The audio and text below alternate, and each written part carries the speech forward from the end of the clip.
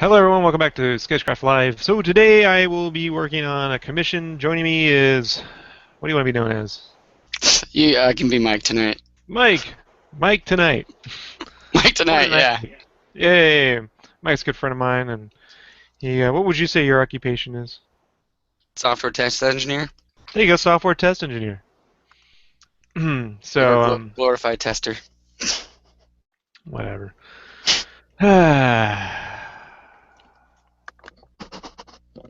This is always the fun part, staring at it, getting ready to start. So you're gonna The do first 30 the minutes is portrait always. first, or are you gonna work on the main body first? Well, I kind of started some warm up last night on junk paper, and it was coming out alright. So, you know. So this is the first thing I've drawn since my father passed away. So Oh, that's right. there's some digital sketchies, and there's those couple of those little like sketches of Omega Red and stuff. But so I didn't think it would really affect me that much, but a little bit. So we shall start.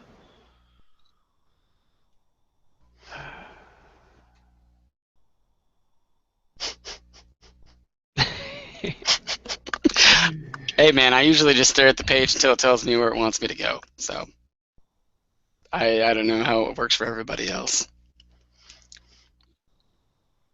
It's just picking a place, dude. Some of this doesn't even need pencil. I can kind of just go right to ink.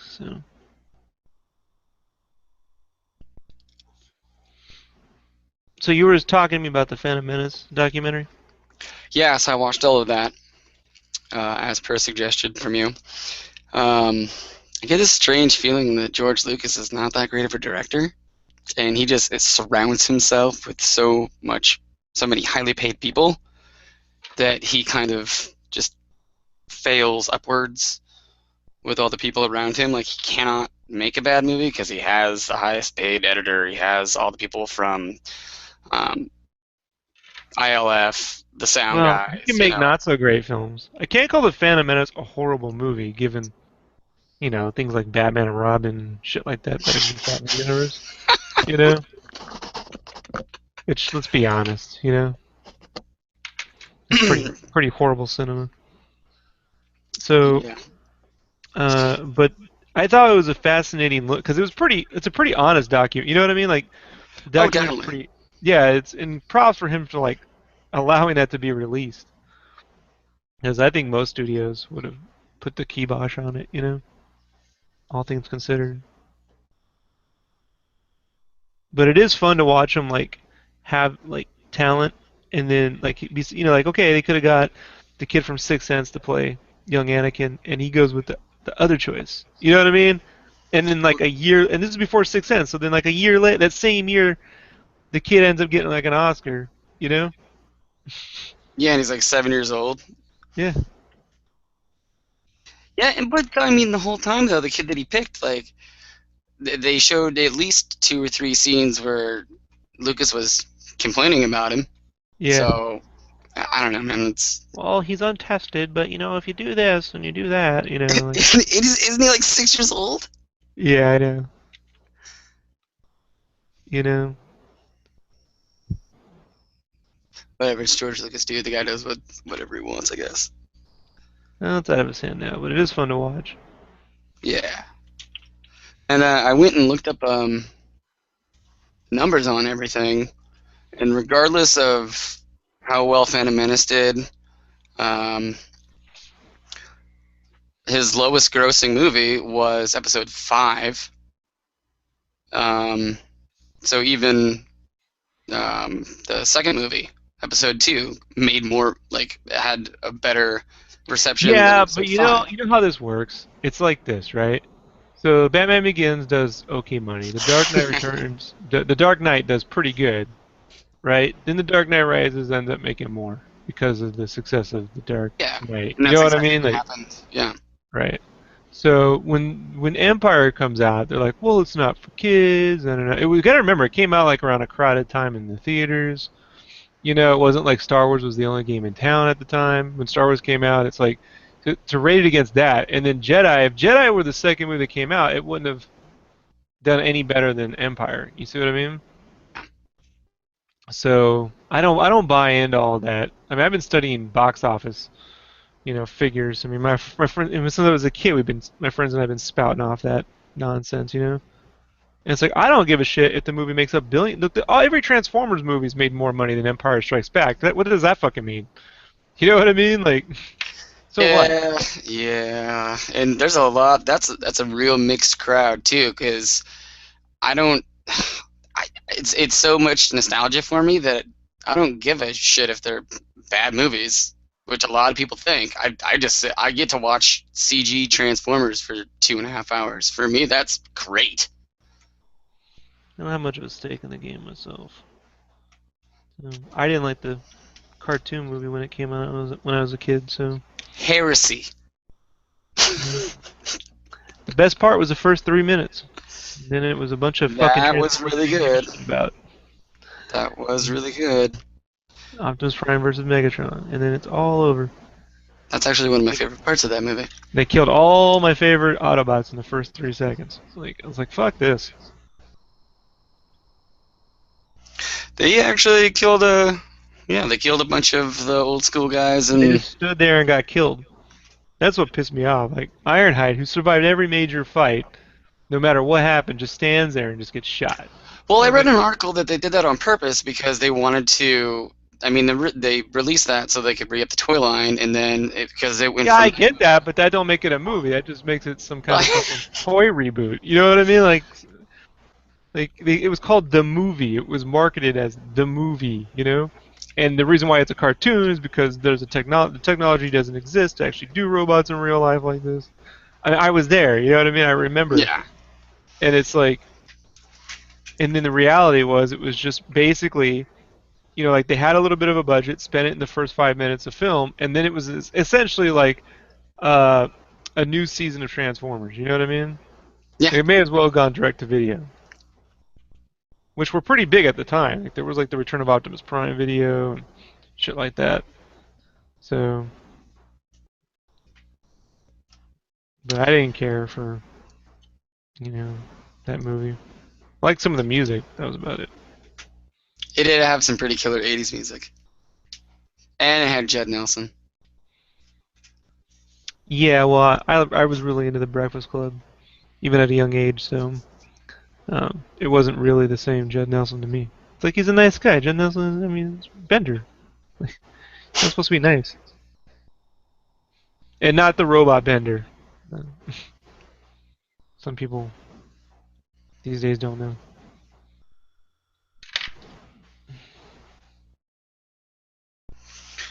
I'm going to mute for just a second.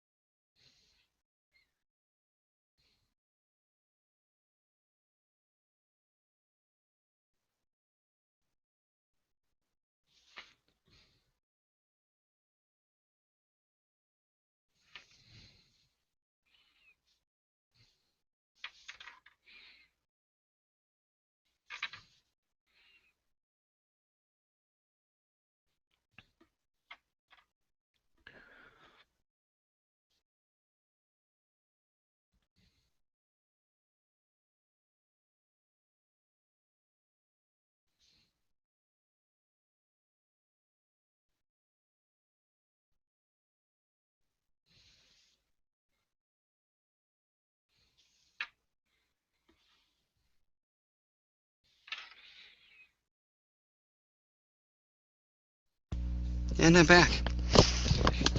Hey, Well, yeah, you weren't kidding about that $1 billion mark.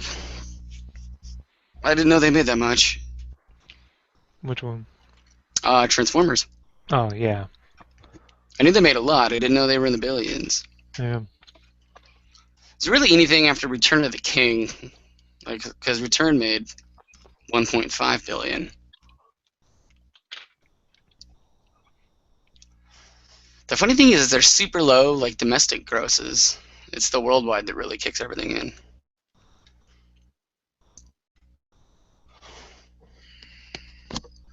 Sometimes. But yeah, the other thing I enjoyed about that documentary was the actors, like how much fun the actors were having Right. filming it, and you really got to see all of them being like, "Oh, this is awesome."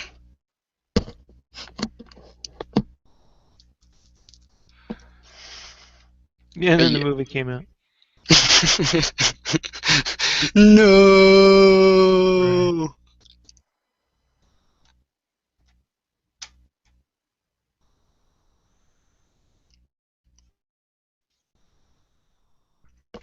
So did they have? I'm assuming they made that for the first three. The other ones aren't as candid. They kind of focus on the special effects. I'd say that one's probably the most honest.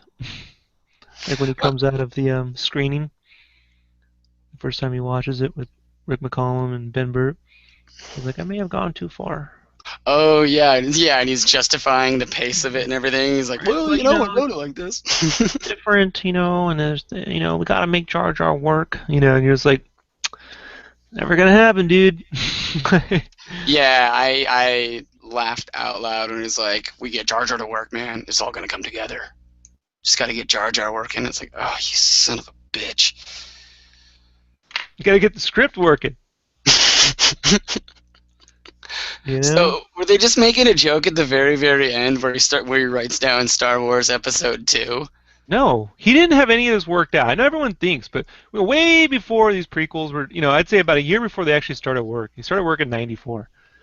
About a year, when I first really got on the internet, like in IRC boards and shit like that. You know what I mean? Like channels and Mm-hmm. like I got a copy of the Star Killer script, and it's the official one now. I mean, it read real to me when I read it.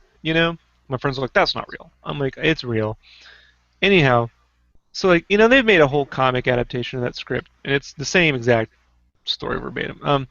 He didn't have all this shit worked out. You know, there's just it was more like cross between Flash Gordon and a lot of like various bits of Kurosawa movies, but it really wasn't, you know, like okay, he had all this Jedi shit worked out of the story. He just sort of made it up as he went along. That's the real fact. And a lot of the movies were made in the editing room, really. Yeah, So I got kind of that feel. even the original ones, like the first Star Wars was a complete fucking mess. His wife Marcia saved it. She was the editor on the first one, and she edited all of Scorsese's films in the '70s. Oh, nice. Yeah, she was. She's. It's like there's a whole documentary about like the person behind Star Wars, like the lost Lucas, and it's Marsha Lucas. After her divorce, she just disappeared from like she just retired, and went away. And it's like Hollywood lost, one of those great editors because she had edited, American Graffiti was actually he made that for her because she had such a love of, she loved the '50s, and even though Hmm. he did racing cars and stuff, it really, she edited the film there too, and so she saved the movie, the first one, really. And then the second one was really made largely by Kirshner, Gary Kurtz, the producer, and Kasdan. And Lucas felt he was losing control on the films, and he was like, it took too long, and it was expensive, and and all this shit. He got hit with some fines, and he didn't want to be in the guild anymore, and so that's why he didn't hire a director for Jedi. He hired one of the ILM artists, who wouldn't be in the guild and didn't care, and he basically ghost-directed Jedi by not having to travel outside of California. Hmm. It's a whole thing, dude. I followed every bit of it. But these movies have always largely been made in the editing rooms. So this idea, then try to recreate history. They're like, he's had it since the beginning. He had this all mapped out. Fuck you. Nobody, right, in their right mind says, I'm gonna make a trilogy, right? Where here's how you would do it. If you knew you had a big battle, right, a big Civil War type piece, that's going to occur. Wouldn't you A, have the conflict in the first movie, B, put the war in the second movie, and C, in the third movie, bring about resolution? I mean, typical three-act play shit. Like that seems pretty Yeah, sure. obvious. But the prequels work on setup, second movie, more setup, third movie, end of battle that occurred in between two films we never saw. I mean, that makes no sense, dude. Like, it makes no sense. None whatsoever. And that's because, it doesn't make sense. When you see him writing that, he's literally writing it. That was really caught. Like, that's the first time he really sat down and wrote that. He may have Wow. been, it may have been up in his head tinkering. I mean, Kurtz talked about it. Like, they have conversations about 7, 8, and 9 back in the 80s. He gave a whole candid interview after the Phantom Menace came out. You can find a Gary Kurtz interview, read 1999 or 2000. It was over at IGN. And he was talking about how, like, basically, you know, obviously Leia wasn't Luke's sister, first off. He had a sister. But that when they were born, Luke was hidden on one end of the galaxy, and his sister was hidden on the other end of the galaxy. And when the Emperor figured that out in Jedi, the Emperor survived and went after um, the sister, and then Luke survived because Vader saves him. And then Luke leaves at the end of the movie to go get to his sister before the Emperor does. And Han Solo died, saving us friends, and the princess would become the queen of her people. She could never have a normal life because she has to become a queen, you know. And like that was the end of Jedi, Hmm. the way it was supposed to work out. But they had a big falling out, and Kurtz left after Empire. So, Yeah, it's an interesting canon to get into. I worshipped that whole series when I was a kid, and not just the movies. I mean, the making of everything. And that movie, The Phantom Menace, really fucked with my head, you know. Well, didn't it fuck with everybody's head?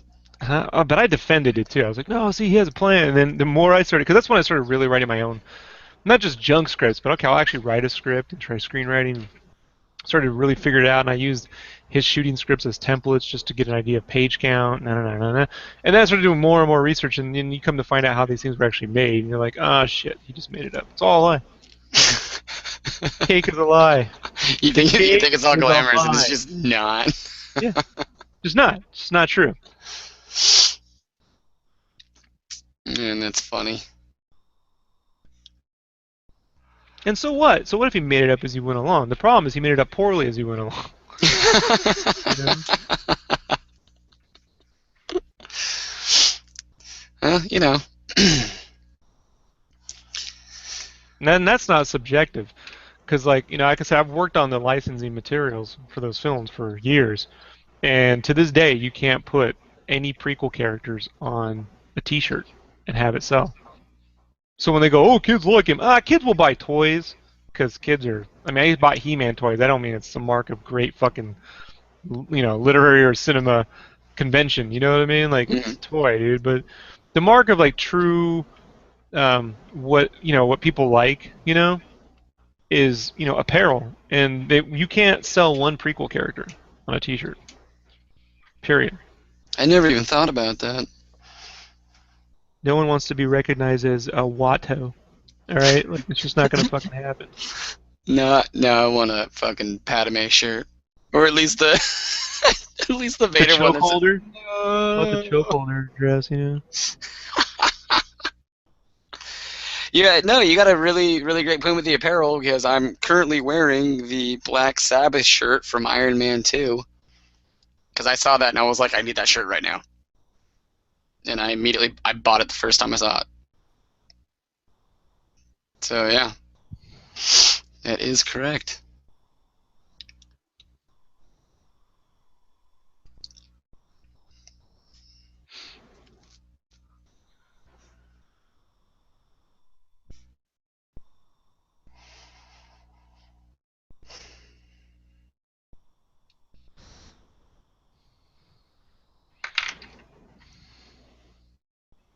You still running 720? Yeah, it naturally goes to 720. Oh, okay, And if it dips, it comes back up. So it's running in HD now. okay. So. I was just getting a little tiling, so I wasn't sure. It'll come in and out. It depends on the network. It has very little to do with me. Oh, You know? well, I am on wireless, so But but yeah, compared to live stream, you know. yeah, true. I mean, I'll be honest. I don't have the big group to hang out with anymore like I had on live stream, you know. But um, my videos will be here for as long as Google, yeah, YouTube's still around, you know. And there was no way I was ever gonna get HD anything on live stream. Period. Yeah, I remember that. Yeah, 500 a month, my ass. Yeah, I think you can do. Well, I don't know what's happened since they were acquired, but when I was using Twitch, I believe you could do 720. Yeah, well, I'm making money on YouTube, you know. Well, yeah, Not I mean this all works out because you can do it and then just post it. I don't post it. It does it automatically. Well, you know what I mean. Yeah. No, I'm correcting you though.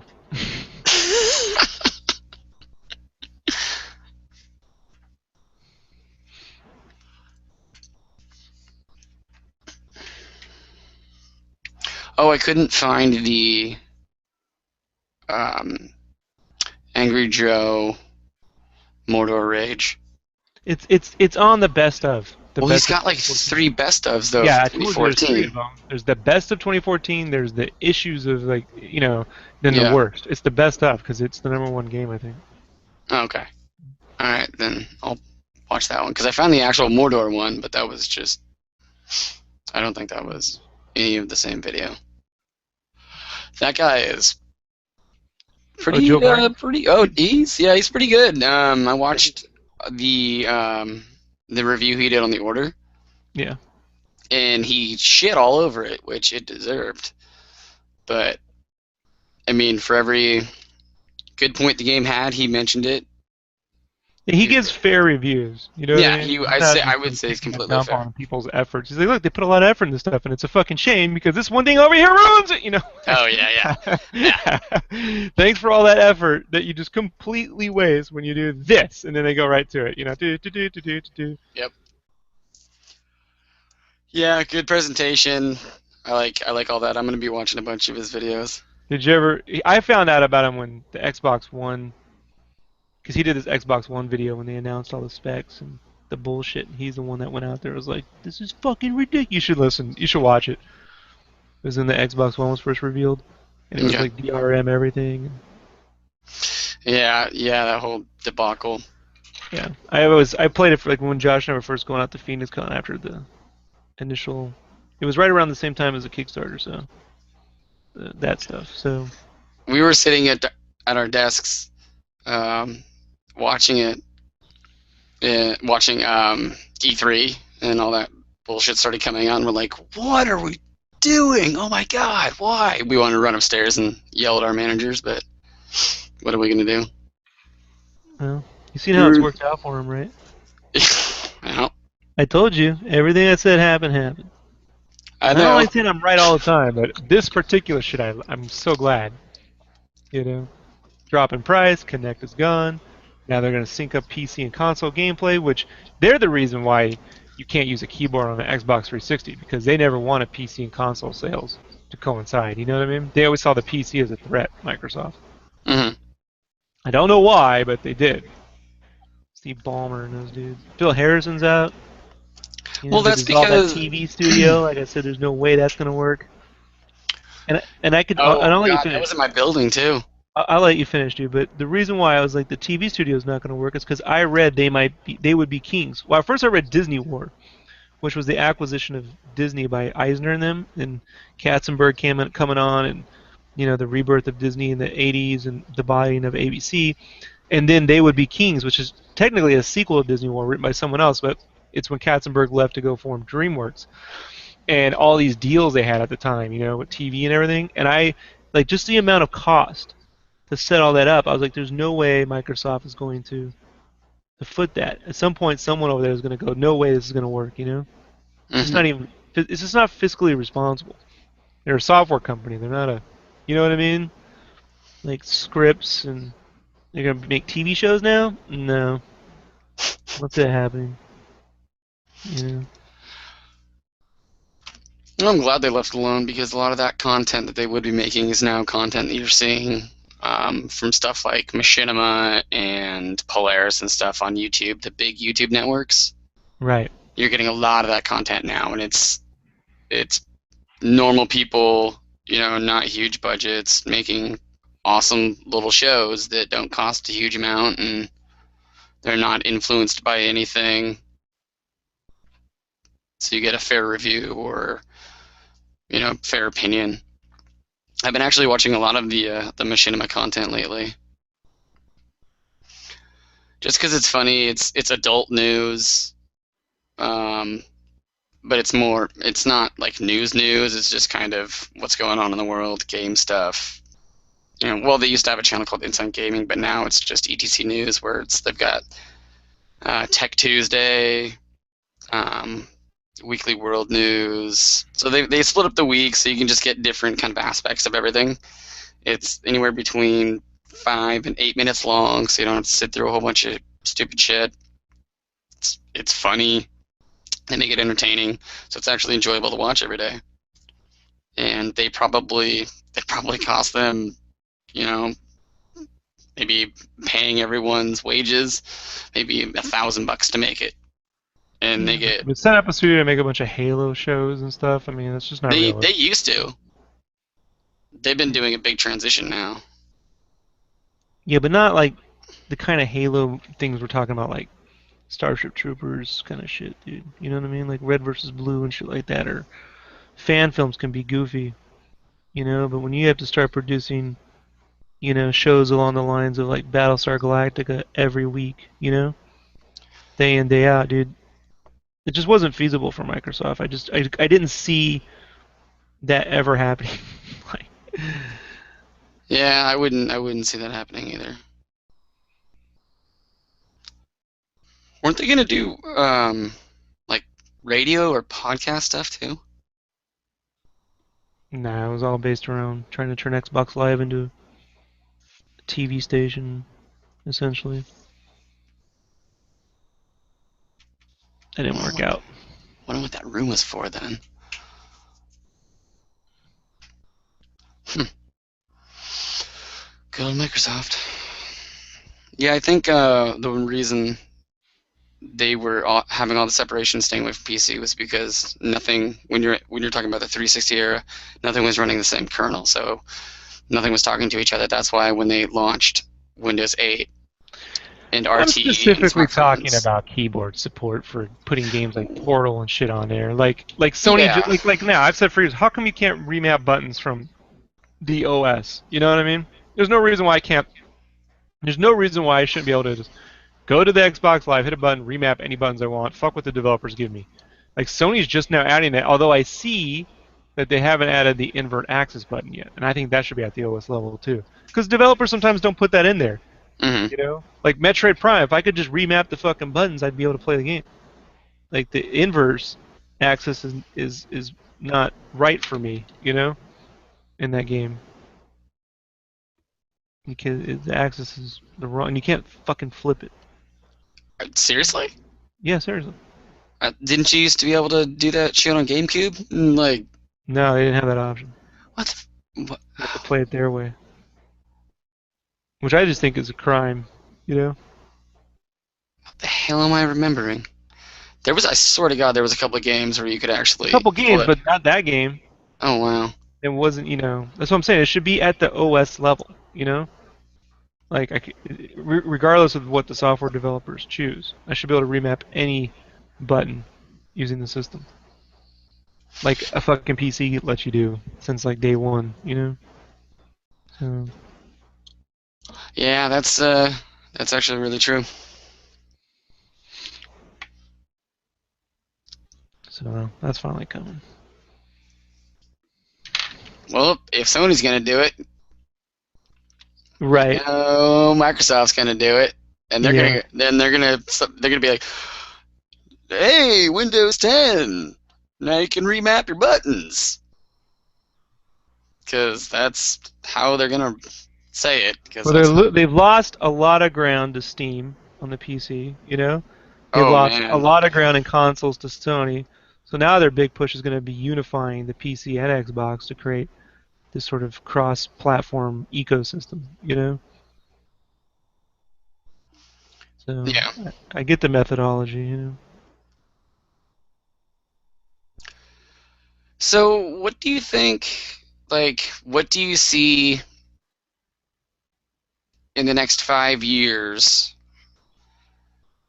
Because we have so many weird technology things going on right now. I would love to get your take I on what can't you pick a really think winner. about it. All right, picking a winner's tough. We Well, I'm talk. not saying pick a winner, but The thing that interests me the most, right, is augmented reality, VR, glasses-free 3D.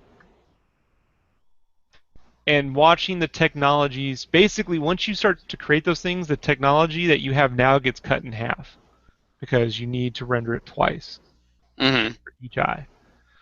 And you need a lot of other peripherals. It's taking these other things, right, these different pieces, getting them all to work together to create a bunch of experiences where you and the game become one thing. And for me, I don't even care if you're not into VR. You don't want to put glasses on, you want to go nowhere. I get it. But imagine this: I don't like toys. I'm like, I liked them when I was a kid. I got a couple action figures. But if I could right now just put on some goggles or even some glasses and fucking be able to like play a Final Fantasy Tactics game or have my little action figure dudes right here, you know what I mean? Like I could yeah. control a little 3D Mario Kart, going right here and just jumping off my stuff. I would play that kind of thing. You know, that interests me greatly in the future of it. And owning VR, owning even the early Oculus shit. I mean, being able to like, model something like, say, I create Game Cave in 3D, being able to actually go to places that I can invent in my head. Oh yeah, Oh you know what God, I yeah, mean? that's right. Like, Yeah. Yeah. Turn yeah. the This page. Ugh.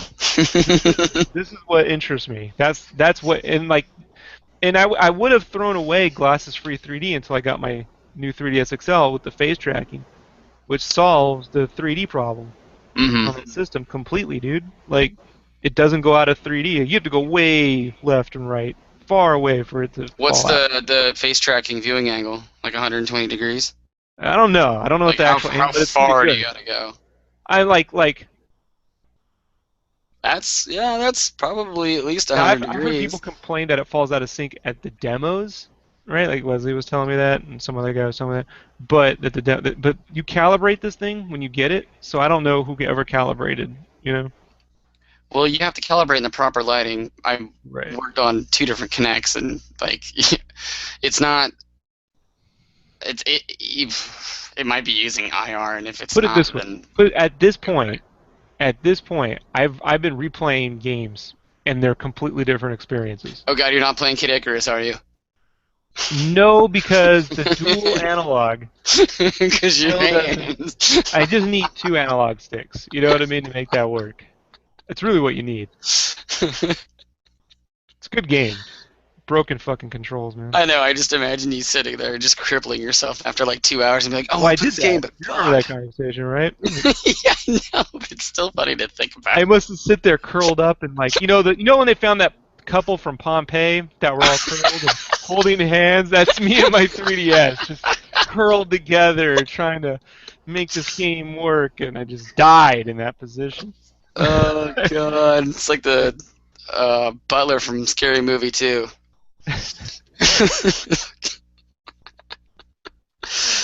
Oh, cursey. So there's not two analog sticks on the It's got the C XL? nub, the nipple stick is what I like to call it, and it works all right, but it's not a real analog. Oh yeah, yeah, the fucking D-pad. Oh, two No, it's this little D-pads. knob C No, stick. but you're saying you want two D-pads. I want two actual analog sticks. Even the slider stick they have now, I don't think is adequate enough. I think they should just pop up and down and be actual analog sticks. I don't see what's so hard about this. The No. Shield has two analog sticks. Works just fine. Oh, fuck, that's coming out now too. Well, I'm not getting that. I'm interested in VR. You know, Well, I'm not interested in buying a console that's running a mobile chip, even though it's a Tegra. VR They're is. like, oh, you can play Crysis 3 at 30 frames per second. Yeah, how turned down is it? Trust me, because CryEngine 3 is pretty hardcore, you know. I don't really care about. At this point, I'm not too into like. I'm not into AAA gaming. Like a game that looks super realistic anymore doesn't. Like the game that I think looks the best right now that's yet to come out. It's coming out is Gigantic. Have you seen that? Mm-mm.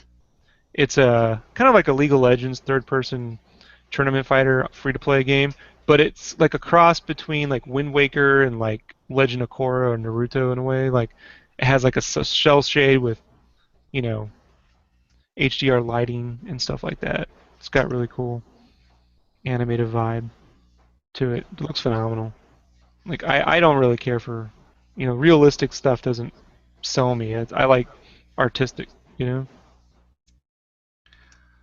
Actually, you know what? I think I saw a small snippet of this. I think because there's how many playable? There's like 6 playable characters right now. Yeah, it's getting Yeah, I ready to think go I to actually alpha. saw some. Yeah, it looks good, right? Oh yeah, I mean that'll render so easy.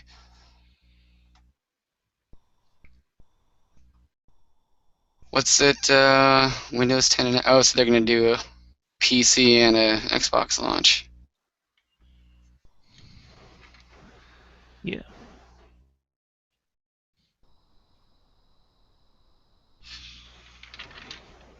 Is it going to be Microsoft exclusive? Because it doesn't say anything about PS4. I imagine on consoles timed.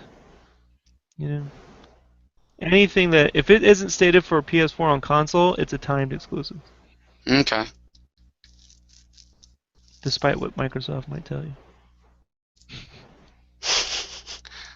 Come on, Microsoft always tells you everything.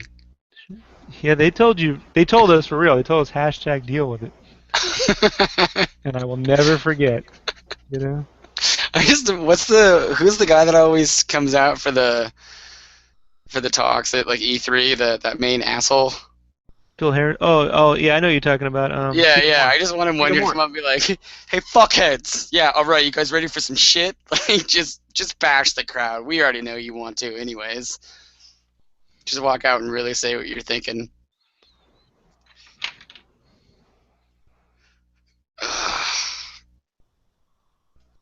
Yeah.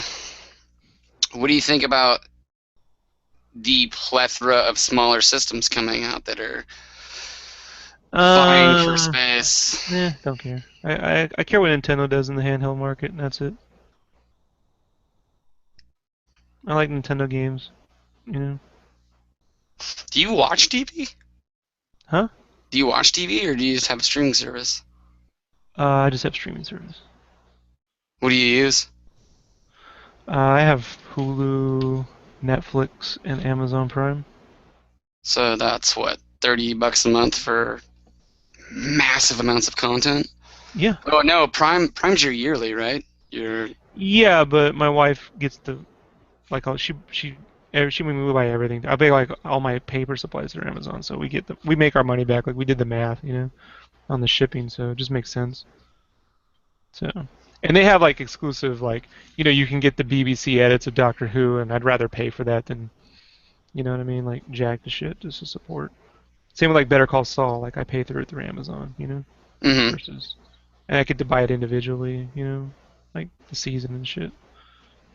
So Do you think they're but gonna actually finally come out with an all-in-one that will run no, Amazon and HBO Go no, that's the and way this world's gonna Netflix be. The and question is, and for me, like I only picked up Netflix recently because I want to watch the Marvel stuff without ripping it, you know. hmm So there and is then quite a bit of Marvel content on there. when the Marvel stuff, it's gonna be year on, every year. So when that dies down, if I don't need it, I might switch for a little while to HBO Go just to try that for a bit, which costs me a little bit more, but I'll flip back and forth between Netflix and HBO. Dude, I'm getting excited for Daredevil, and I never thought I'd say that. Well, TV is the future of superheroes, dude.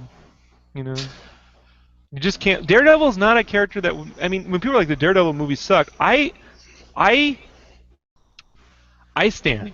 Let's hear I it. say that any Daredevil movie would suck, and let me tell you why. Regardless of how the writing and the shit was in the last one, he's not an event character. You know what I mean? He's not blow the fucking building up kind of guy. You know, he's about, he does law, he's got these things, it's a day in, like, the grind is part of Matt Murdock's life. You know what I mean?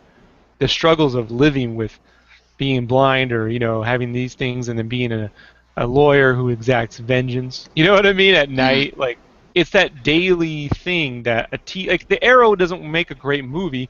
There might have been an interesting movie when Goyer was writing Supermax, but The Arrow works better as a TV show. You see what I mean? Because of the grind. Like he's a character that is more suited toward that situation. Yeah, you So get I far just think more. Mhm.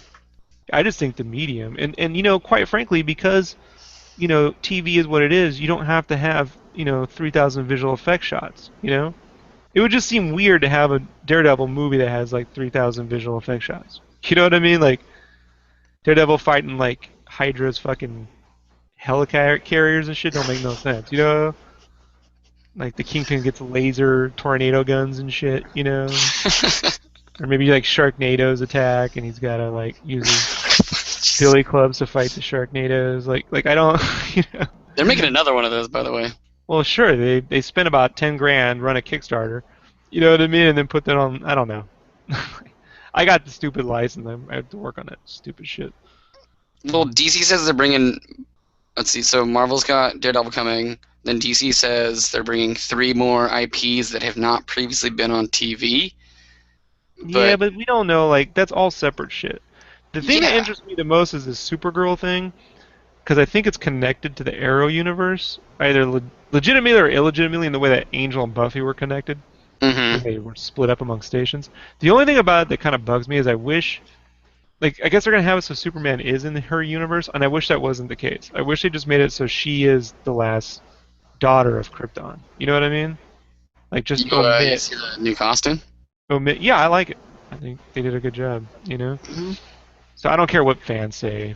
Those fucking stills should never look good. You should look stupid.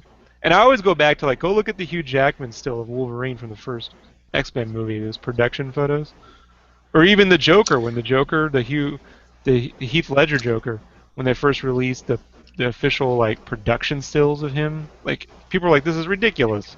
No, it doesn't work. So the fact that it even works remotely there, I know it will work. And people hated the Flash costume and they loved the show. So like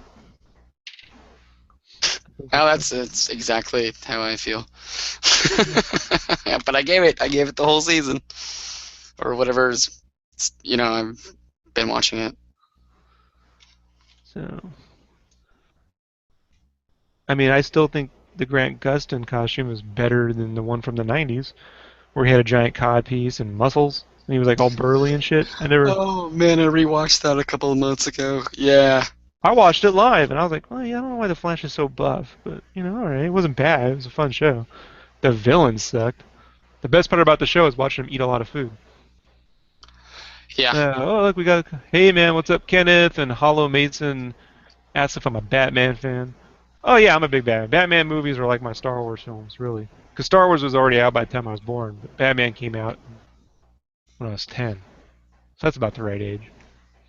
Yeah, I'm drawing actually, Psylocke, a Psylocke commission. Sorry, I don't mean to cut you off, dude. oh, no problem. Go ahead. I was 9 when Batman came out, so that sounds about right. Yeah. Well, that's going to be interesting to see this DC Marvel TV battle since Marvel's dominating in the film side of things. Well, the Agent Carter show was good. I enjoyed that. Is that done? Hmm? Is the first Yeah, it season? was 8 episodes. So, yeah, it's done. Okay. Wow, I see. Yeah, I never saw these. Oh, they're good. No, I It's mean, I'm slower. sorry. No, I saw the first episode of Agent Carter. I'm talking about the production shots that you were talking about of the Joker with Heath Oh, Ledger. no, I was online when that shit came out. I remember the best was the superhero hype forums because they were like, "It's a bat pod. This shit sucks. It doesn't have any like for some reason people think Batman stuff needs to look like the Monsters mobile. Like everything needs a giant fin and his logos all over his shit, which I've never understood. Yeah, it I've needs to never look like agreed with that. technology. I've never agreed with the Monsters philosophy concerning Batman's fucking gear.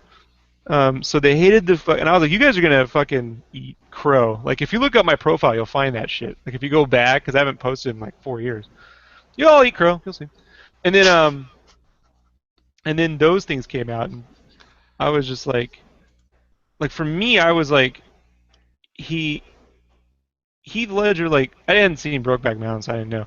But I'm like, look, he was in this movie. I thought for fucking certain I would hate, and it was this was a movie, Knights of the Round or some shit like Knight's that. Tale. There you go, Knight's Tale.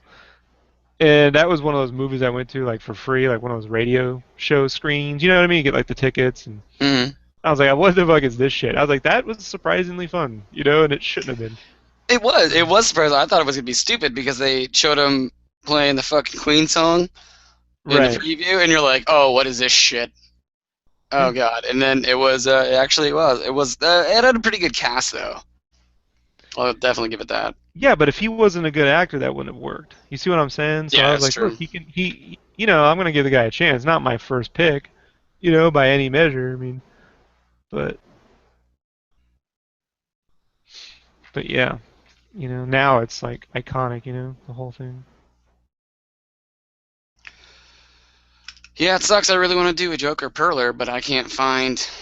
There's barely anything on Jack Nicholson or the Heath Ledger I can that I found, so I'm gonna have to make one, and it's gonna be pretty big.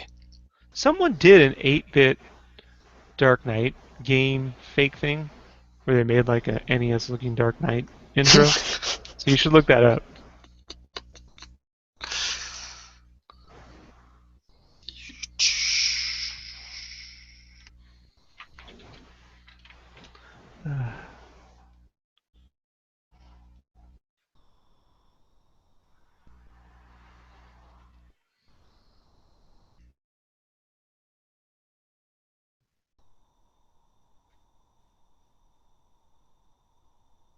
This right here is the hardest part of this shit. It's keeping the steady hand. I told you coffee don't affect me. I've been drinking this tub of shit since we were on the phone earlier I mean, today. so you still sucking on that thing? Yeah, Don't you? yeah. Oh, wait, you get a big one though, right? I got once a week, yeah, because I'm stuck in that traffic. It took me 2 hours to get home. Holy So, shit! yeah, I left at 3:30. Didn't get home till 6:30. Hey man, I got off work early. Figured I'd give you a call. Well, cause I knew I'd be in the fucking car for 2 hours. And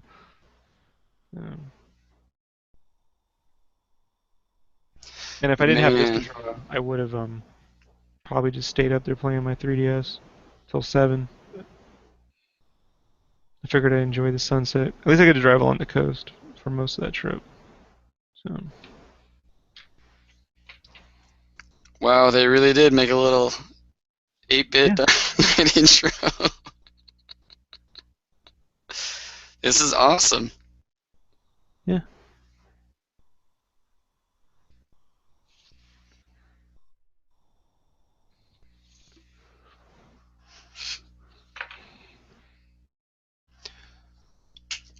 What do you think about the Batman v Superman? I am so excited Really? to see Larry Fong shoot that. I am a huge, I like painted pictures. Larry Mm-hmm. Fong is in my top 3 cinematographers um, currently working today. Larry Fong, Roger Deakins, and Wally Pfister. Wally Pfister did, Inception and Batman Begins, and he did all of Nolan's films, The Dark Knight. Mm-hmm. Roger Deakins, legendary, True Grit, fucking Skyfall was recently he did, DP on that. And Larry Fong, he was the DP on Watchmen, Sucker Punch. You know what I mean? Oh, really? Lost, yeah, 300? right. And he wasn't on Man of Steel because of a scheduling conflict. So I can't wait to see Larry Fong shoot this movie. Like, that is going to be something quite spectacular. It will, yeah. Wow, 300, Watchmen, Sucker Punch, Super 8. Yeah, Super 8, dude. Go watch that movie, man. Tell me it ain't beautiful. I watched it, I think, last year.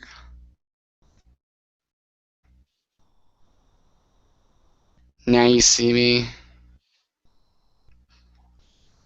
Okay, okay, I can get into it. Yeah. Didn't know that guy was part of it. Yeah, he's back.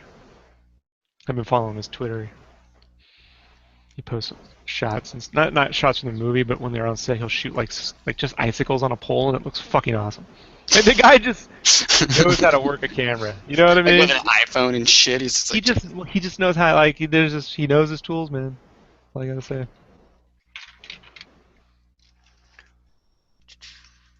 Yeah, I'm looking forward to it. I've is that been the only part you're looking forward to? I've been a Ben Affleck fan since The Town. You know. I've been a Ben Affleck fan since Chasing Amy. Yeah, the ass man. Yeah. Here's the thing. Sorry, that's Mallrats. Ooh, I went back one, right? I wasn't a fan of it. I Oh thought, yeah, okay, that's right. He is. That's I right. didn't like his douchebaggery, and the best part of Chasing Amy was in my comic, Why Hayden Coon, we keeping it real. that that is the Kevin Smith we need again. That you know Oh yeah. to come back. What's a Nubian? What's a Nubian? Did it? Fucking mother. Yeah, yeah. Yeah. So Mallrats. That's right. Yeah, he was the fucking the ass, douchebag. ass man. Mallrats. I'd say Mallrats is probably my Yeah. favorite Smith Favorite. movie. Favorite. Favorite. But I do have a lot of people didn't like Chasing Amy. I No, fucking I love liked that it. movie. I liked it, but I wouldn't say I was a Ben Affleck fan because of it. I liked him in Good Will Hunting, shit like that. Yeah, man. But you know, But you could chalk those up to one-offs. You know what I mean? And so it's like, but with the town, like I really like what the guy managed to do with his career. Gone Girl. Yeah, dude, Oh that scene where man. he took the photos of smiling is just like, you know what I mean? Like Yeah. that's there you go. Yeah. That actually takes talent. Like, Oh wow. So Zack Snyder is directing Batman v Superman yeah, and also worked on Sucker Punch, he Watchmen, directed. Look, 300. Sucker Punch, he wrote. That's the problem with Zack Snyder's. I don't want him writing the scripts. He's a big ideas guy. He paints movies the way Jim Lee draws comics. You know, he knows how to shoot.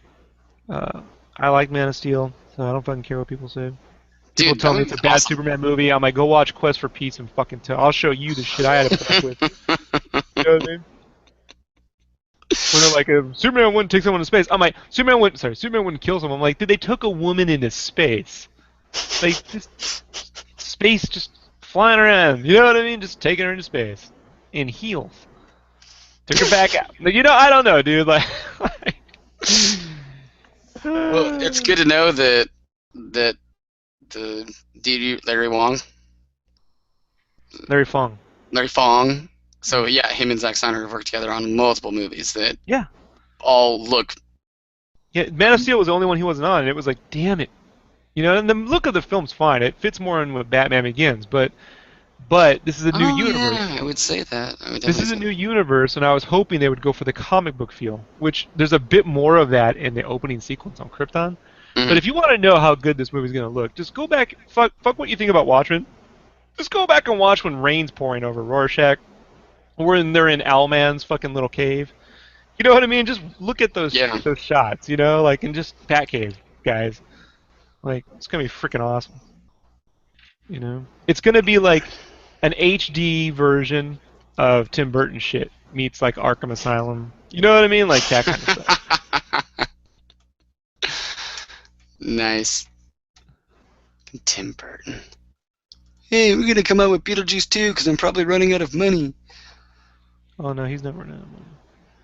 If he's making Beetlejuice 2, it's because he really wants to, because no one's asking for that. Although I wish they would do it with uh, claymation, like Box Trolls or Coraline. Oh You know yeah, what I mean? Like, that would be awesome. Like Nightmare Before Christmas. that would be fun. And then just have Keaton voicing it. Yeah.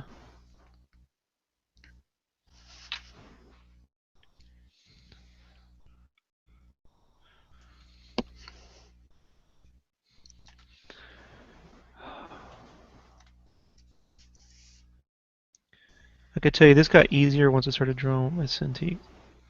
Because a lot of these kinds of strokes where you drag your whole arm across is how you have to work on the glass. Hmm. Well, I used to practice for hours with my microns just so I could get you know, like I started with, 2 inches and then 3 inches and just getting nice long strokes. And then like the tips of her hair, I would work on, because you got to, how you got to pull out a little bit so you can get that, Yeah, the trick that is just to nice go this tight way and end. flick it, and then kind of in Yeah, the and flick center, it. flick it. Yeah, that's Yeah, but you about it. got to meet and flick. I used to practice that all the time because I was just determined to get good with ink. Well, the only I've never practiced actually with the pens. Oh I yeah, of would just course. say Man. that. Uh-huh. No, no, I'm not saying like I'm genius. What I would say, if you let me finish before you fucking asshole, is that I did spend forever learning how to draw straight lines when I was in college. Like where you draw 2 points, Mhm. ghost, and then you look where you want it. All you're doing is looking at where you want it to go. So during lectures, I would sit here while they're talking.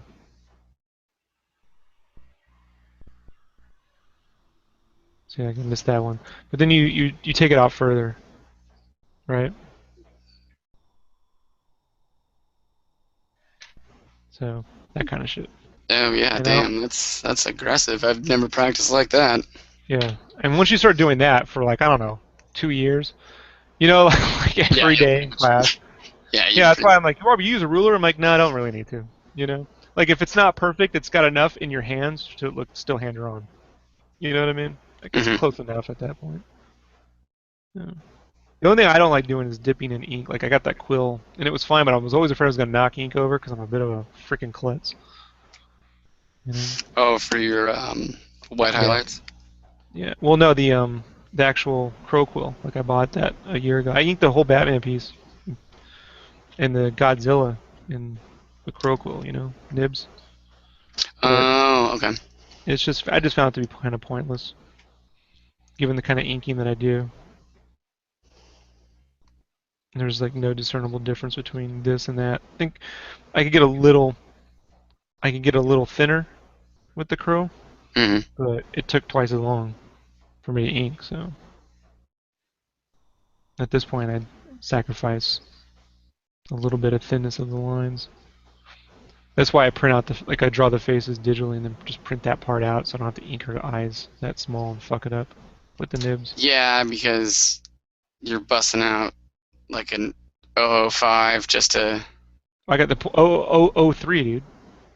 The thinnest one they make, 03, and it's not. It's still too thick for that. The only thing you could do to get thinner is to use the tip of my like pencil to kind of get that going.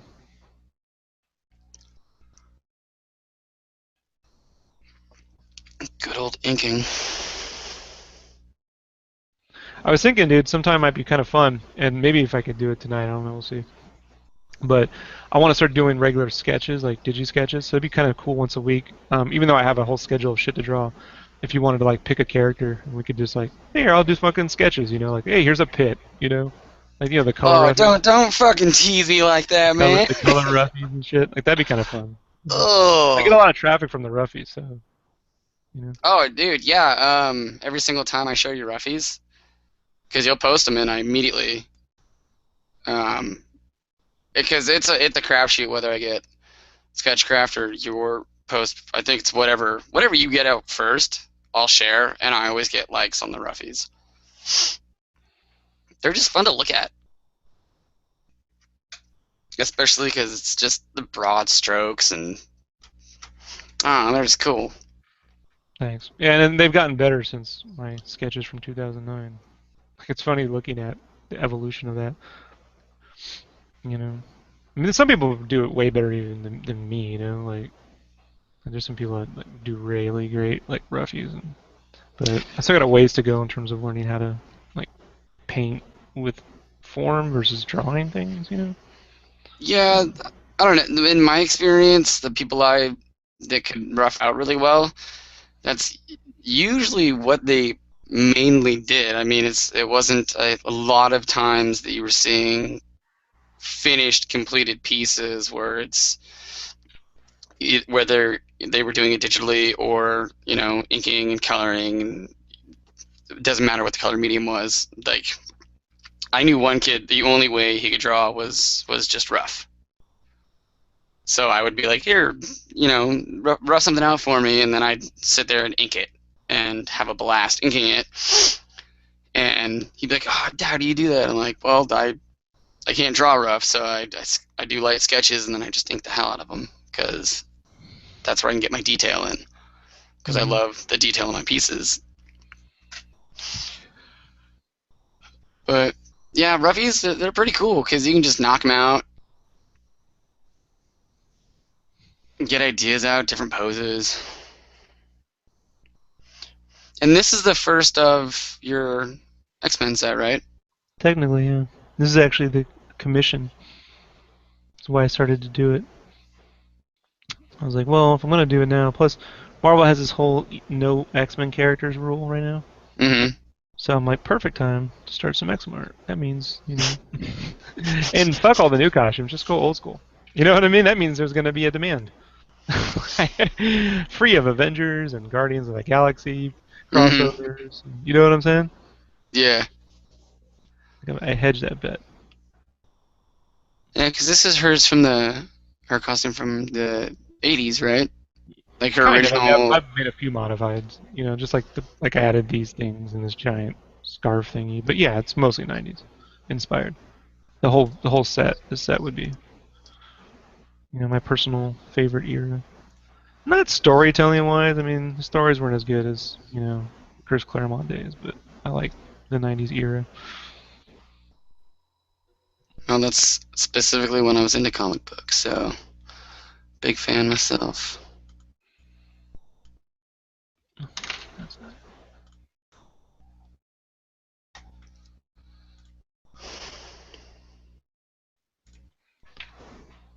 It's fun to see how far I've come with these stupid tools. Dude, you're telling me I've been watching it the past 2.5 years, man. It's crazy to think On the about. little head sketches. Yeah. Yeah. I mean, at that time, I was only doing digital art, or sometimes those $10 sketches, And I only done a couple of heads in like 2 Mass Effects, you know. Like the Copics, I only picked up because of the watercolor, Like with the pencils, it was hard to Hmm. keep the lines, Going heavy with the saucy. If the watercolor was light, then I could do it, with pencils. But Yeah, you would just pick up the Copics right before we started talking. dude, I picked it up when we started talking. You were there, like I think the day I started, like because it was just because I was bored from drawing all those heads, And I was like, I need something in color. And I had these markers that had been lying around that I Shit, what picked up was from it? Con. I didn't even buy them, dude. Like they were given to me at Con, From What was the the. piece? It was one of those heads. I just printed out the Final Fantasy heads or whatever, and just Oh, started shit. coloring those. Like that, literally, that was the day. I was like, I'm gonna start coloring this. I didn't want to trace it, so I just printed it out on low print settings, so it wouldn't use much ink, and then just did that cloud and that Sephiroth. I think it's when you guys like, Oh oh, my so you're god, doing stuff in yeah. color, and I'm like, yeah, I've never done this before. This should be interesting.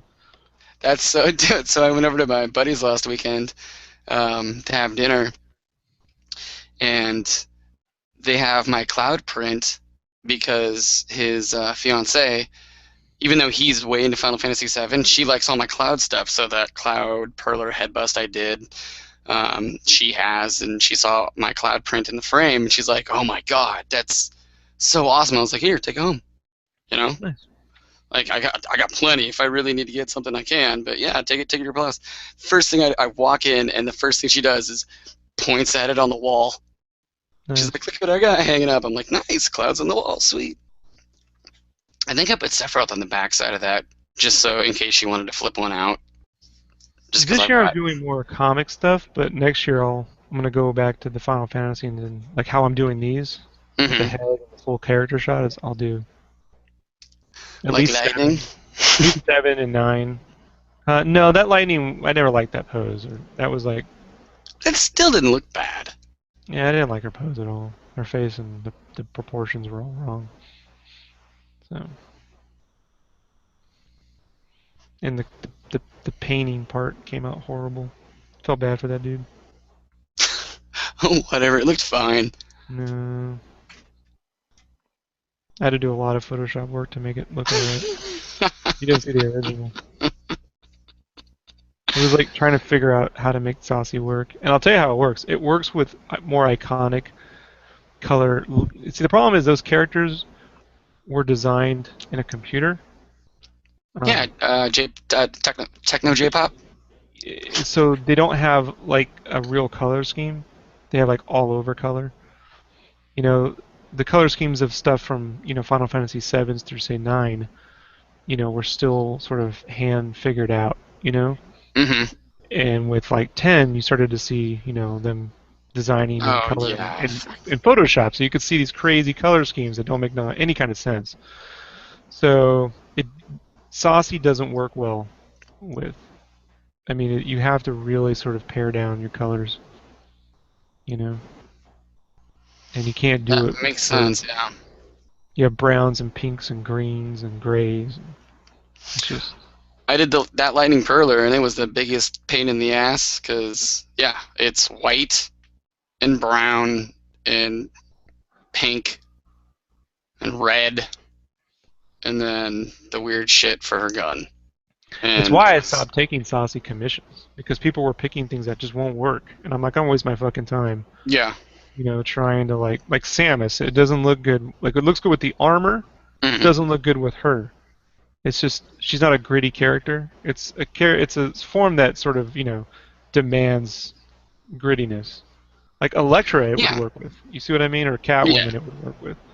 But with Ooh, a Samus Catwoman saucy. or Zelda, or that's coming this year. So What about a Sheik? who? Sheik when Oh, dresses maybe up. because it's more like a ninja.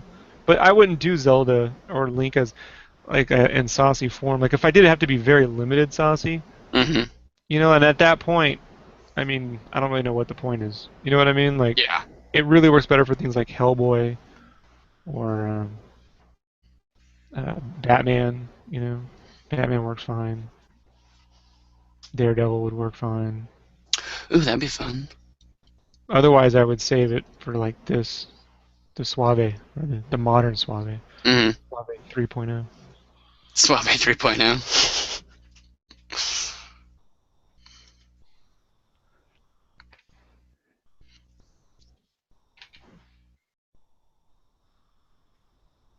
Clean pencils and smooth coloring, digital. Now this is kind of a pain because unlike the other X-Men's, this I have to color in Copics, but Hmm. I have to color it digitally as well. I'm not going to do the paint over because I want them all to match up. So I have to basically color it digitally and then do a Copic version for the commission. But I did talk to the guy about it who bought it, if he was fine with that, because he gets a metallic print, the number one. I'm like, look, I'm not going to do prints of the Copic version, so this is what the print would be. Hmm. So please don't make me paint it twice. Pretty please. The Copic colors are one thing, but having to actually digitally clean it up and then go color it again would piss me off to no end. How long did it take you to rough out the X-Men? Not all of them together. I'm just saying, like, when They're you're about roughing out one. they're about an hour each, roughly. Is that Taking my time. including the portrait or just the body? Total. You know. That's Finishing not portraits is not bad. hard. You know? No, the part that takes time, dude, is then cleaning up the lines and it'll get faster because some things I'll be able to like use as a basis. Like some of the faces I can go, there's like this kind of face or that kind of face. I can just drop, the eyes, mouth, and nose area on there. Some characters you can't. Like you could probably mix up some of the faces for like say this and Jean Grey a little bit, just change a few things. Hmm. And not be a big deal. But like you can't flip faces for Wolverine, and Colossus. Those get to be a little different. You know, you still got that big broad face, so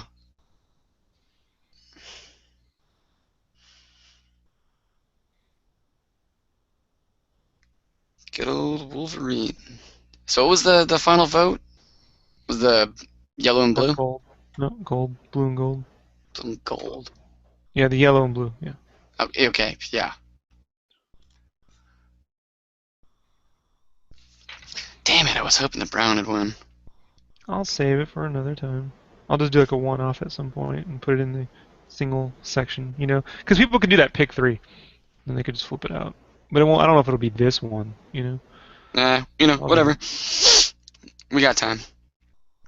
I'm not stressing over all the X-Men characters I'm gonna draw. You know? What I'm trying to do is just get this process kind of like worked out, you know? Yeah, because if you can streamline this, if you're doing the roughies in an hour, and then cleaning up's maybe Yeah, I could another do a hour. set. I think in my free time I could do a set in a month. Is how it would work out, you know? So if it was just this, so Yeah, that is not bad. that would be the goal to try to get a set a month, and then at least have, you know, 10 to 12 sets a year, you know, of new content. And then that's just that, you know. I'm not gonna fuck with that number, you know. And are these And gonna then go be back. suave? Huh? Yeah, this will be like the Omega Red. Okay. That was like a test. It's pretty rough line art, so if it worked with that line art, That doesn't even look. Yeah, it doesn't look that rough. But they whatever. did a lot of cleanup on the paint. Are you gonna do the same type of lighting? Yeah, that was the whole deal. Okay, cool. Ah, That lighting's the key. That's why I that's did gonna that be Master dope. Chief too. You know, like I redid. Yeah, that Master Chief's fucking night and day, man. Yeah, right. It's just It's lighting. Yeah. Well, the cool thing is like you can see the new one, like, oh, that looks really badass, and then you can see the old one, like, oh, it's fucking raw and gritty, and like, I don't know, I'm a big saucy fan. There was no saucies on the original. I Oh, you thought, mean the watercolor? That's digitally added in. oh, okay. Yeah, the watercolor on that one. hmm Yeah, it didn't actually have watercolor. I was just trying to add something to the background.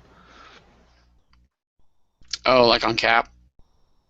Yeah, but I was just trying to do the easy way, so I did it with like the Mega Mans. I didn't have a lot of time, so I did the Master Chief, and the Mega Mans with that little water splat background. Like in a night when we were going to Kickstarter.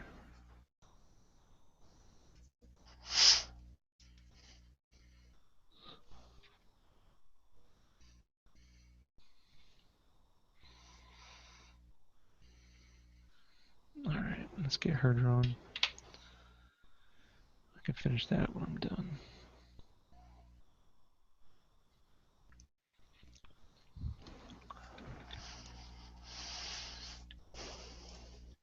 Yeah, but this layout I came out with the Final Fantasy 13, and I was gonna do a cloud, but the problem is I was only doing saucies at the time.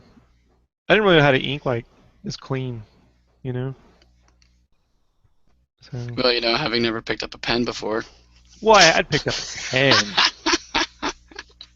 but I would never ink with it. Like it had probably been since high school.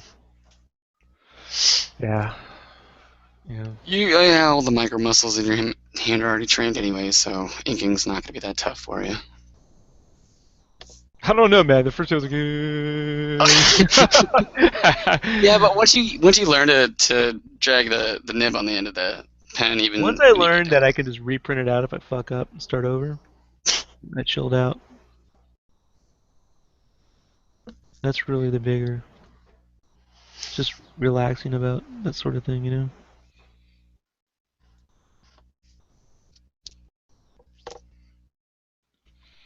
That's why I don't like painting saucies for people.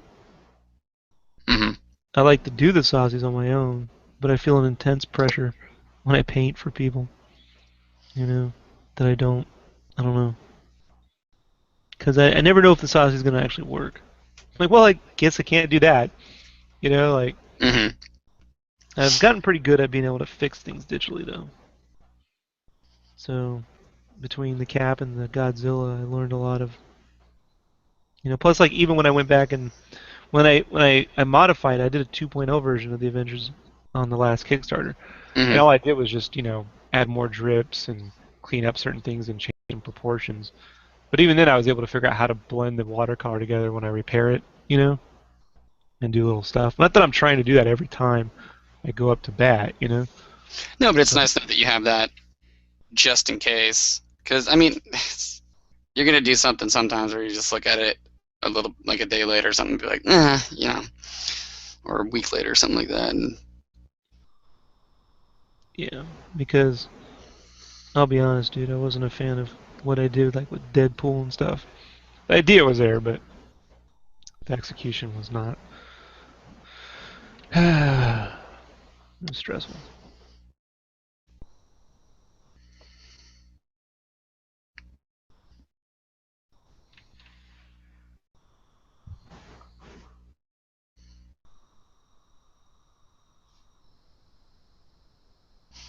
But the idea that I haven't worked out this year is that I'll do this X-Men stuff, which I think is like 2 sets, and then I'm doing a new Avengers set with 5 new characters and revamped lighting for the original Avengers stuff, like the cap. yeah, I'm excited to see all that. And then when that's done, and later in the year, I'd go back with 2 Batmans, 1 or 2 Batmans. I haven't decided yet, um, and a Darksiders set. Have you done all the Batmans yet? I haven't done any of them yet. No, I mean the actual No, I've not drawn any of those characters other than just that Bats that one time and just the Harley normal Quinn. bats. So it would be a Bat Saucy, and then I want to do a Darksiders, and if I have time, I would do one more X-Men set in Suave, like an X-Force or Age of Apocalypse set, and that'll be Age of tough. Apocalypse. Oh man, you need to do an onslaught sometime. That'd be pretty But like this, where legit. he's just standing and looking cool. Yeah. Like I don't want to turn these into like crazy poses. You know what I mean? Like I think it can clutter up walls. I've seen people that like have like a bunch of prints and it's just all this weird. I don't know. For some reason, I have this like, if it's a bunch of art that's going to be grouped together, I'd like there to be some consistency in the layouts. You know what I mean? Hmm. I mean, it's not like it's cover art here.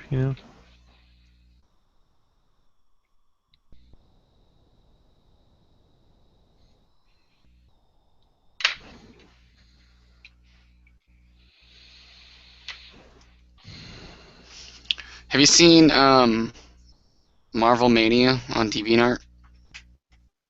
No. He does a lot of exaggerated poses and just Yeah, there are those guys everything. like Like, Kaiser and Wade Furlong and them. I used to do that kind of stuff, and some of those guys every now and then get a hold of me, like every other year or so, and go, "I liked it better when you used to do the weird stuff," you know. And the problem with that is, uh, I just believe it sort of pushes you to draw in that exaggerated shit all the time. mm, You know what I mean? And I just it came to a point where I felt like I was parodying myself.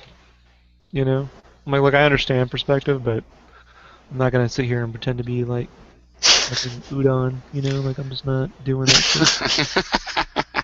And shit's for the Japanese, dude. Like I'm not. dude, I got all those guys to laugh at PAX because we walked up because Mara was getting that commission and they had all their shit laid out and I was just like, hey, it looks like DeviantArt but in real life. And they just didn't see that one coming and I didn't really think it was that funny, but they started laughing. I'm like, all right, cool.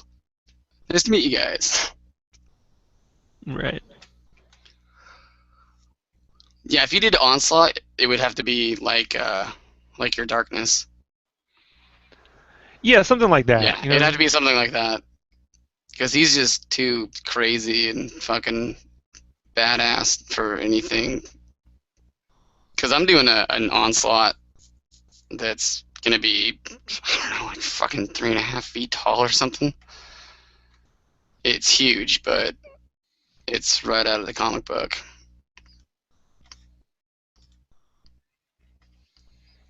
Let's see.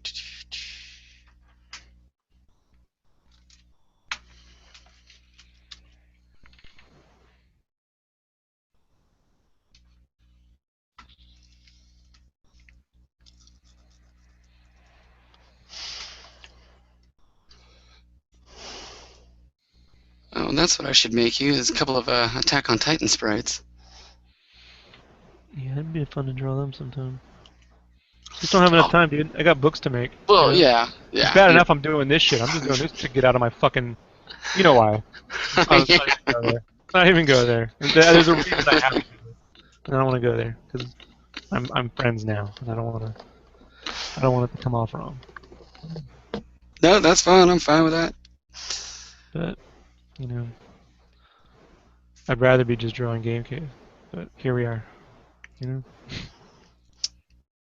solving problems. Well, is Brandon doing the work that he's doing, taking some off of you, or is it all just additional? Well, yeah, no, he's helping. So. Well, were you originally going to do any of the 3D stuff, or? No, I wasn't gonna do it. I was gonna draw it, but it solves problems. You know. Oh, nice. Then when I go to draw stuff, I don't have to sit down and work out every little chair placement, and you know what I mean, like that kind of shit. Like so, and it builds for the future. So as we do more animation and limited animation projects, you see what I mean? Like it solves future problems too now, Yeah. because all that stuff is coming, you know, one way or the other. So it's like uh, it gives me peace of mind about future plans. You know, the future plans are actually happening now, not just buried under today's print work or some shit like that. You know,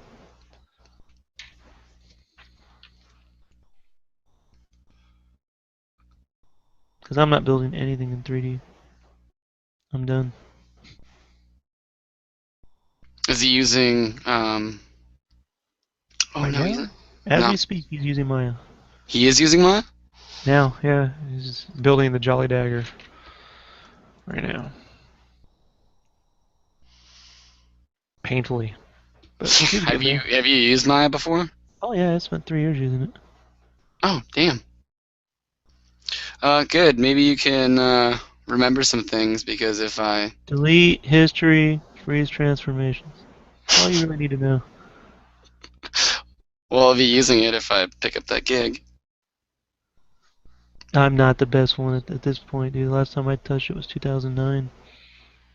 Yeah, It's gonna be loading models and that's it. So yeah. yeah. Is there? Do you remember any ways to simplify the UI? You know, I recommend you doing the digital tutors intro to Oh, Maya. like the lynda.com and stuff? No, no, no, no. Digital tutors, not Linda. Linda sucks. Digital tutors has an intro to Maya. You could find it. You know where to look. Okay.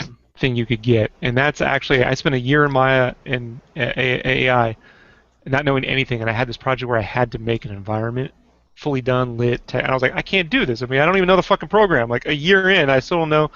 Because what they would do, here we go. So what they would do Oh, here we go. is it would be like build a castle class. Let's just say that's the name of the class, build a castle, and it would be 6 weeks of looking at blocks and talking about castles and coming up with the script and drawing stuff. And then the last 3 weeks, you'd actually fucking have to model a castle. You know what I mean? Or the class Yeah. would be like animate a horse, and the first 6 weeks would be like building a horse from scratch and texturing a horse and coming up with the story and and then the last thing, learning the animation thing for like the last 3 weeks. So you don't learn anything that way, you know? Like like they would never have anything pre-made for classes that you should have been using pre-made assets for, you know? Or if They you're they had no assets for you at all? nothing ever, dude.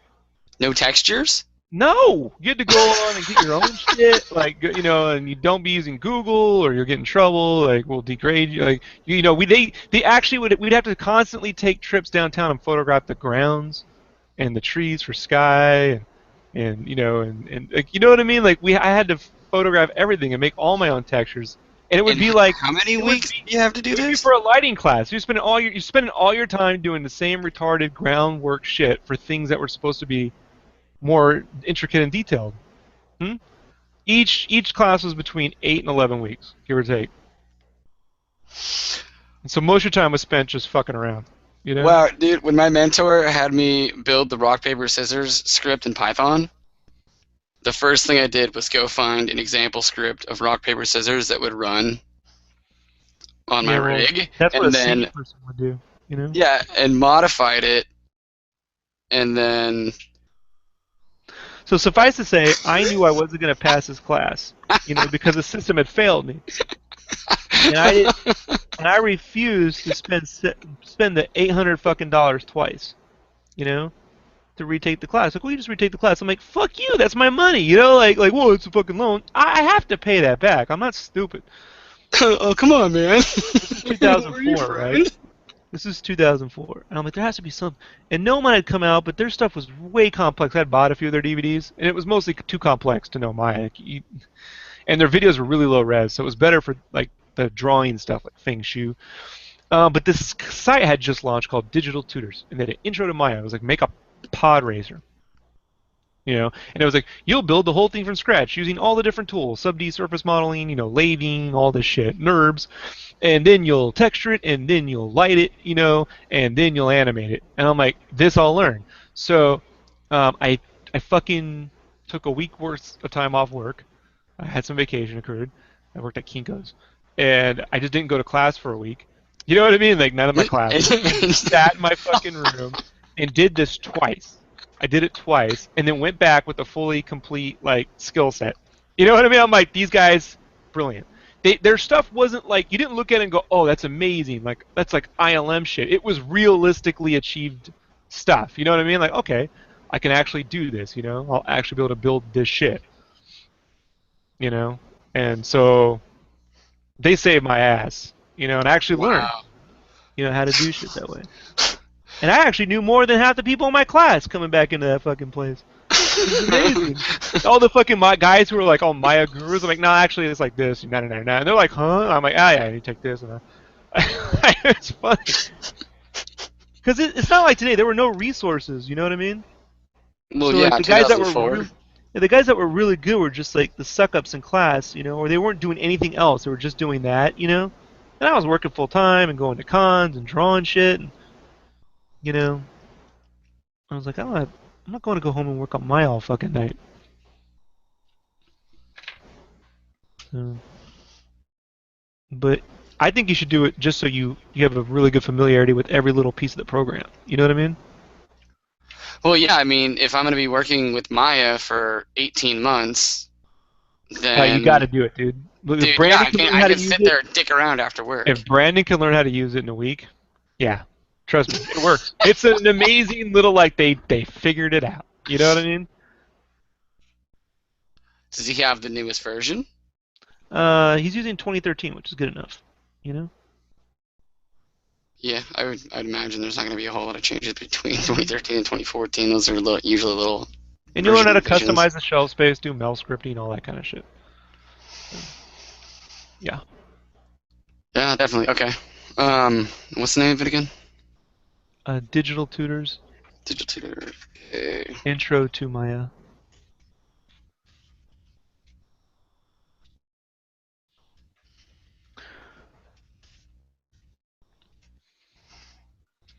Yeah, it saved my ass.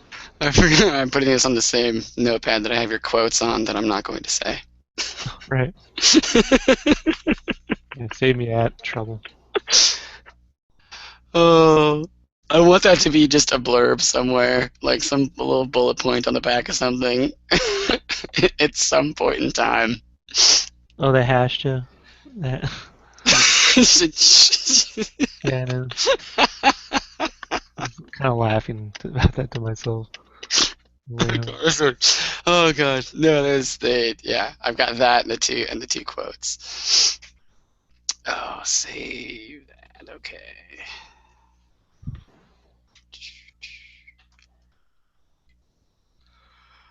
So yeah, I'll watch. I'll find all that stuff and hopefully I find out on Monday, and then I get in there next week. And then, yeah, 18 months of well, what really works out is the the building is like a half a mile from my gym. So I can just finish up my work for the day, sit there for a couple hours, stick Will around you and be unlock. back at Microsoft? Yeah. You should go to the chow hall and say hi to Chris. Oh, can't be in a different building. I'll be nowhere near main campus. Oh. I mean, I could still, like, Yeah, maybe, you should just go in there and yeah, go, go "Oh, there. you're that guy from SketchCraft, right?" Like you should. He didn't. I won't even tell him. You just go there. Yeah, I remember you were on the podcast once, and you were talking about like Cthulhu. He wasn't talking about that, but he'll think, well, you really know that, and I'll just play it off too. Really, guy? Yeah, yeah, yeah. I recognize your voice. You have a very iconic voice because he has that affect. Yeah, I'll totally do that. You should, yeah, he'll never know. Like you should totally do it. Sure. Yeah, that's how you can support Sketchcraft. Just cheese up his ego. That'd be the best. Yeah, totally heard you on there, man. Yeah, big fan. You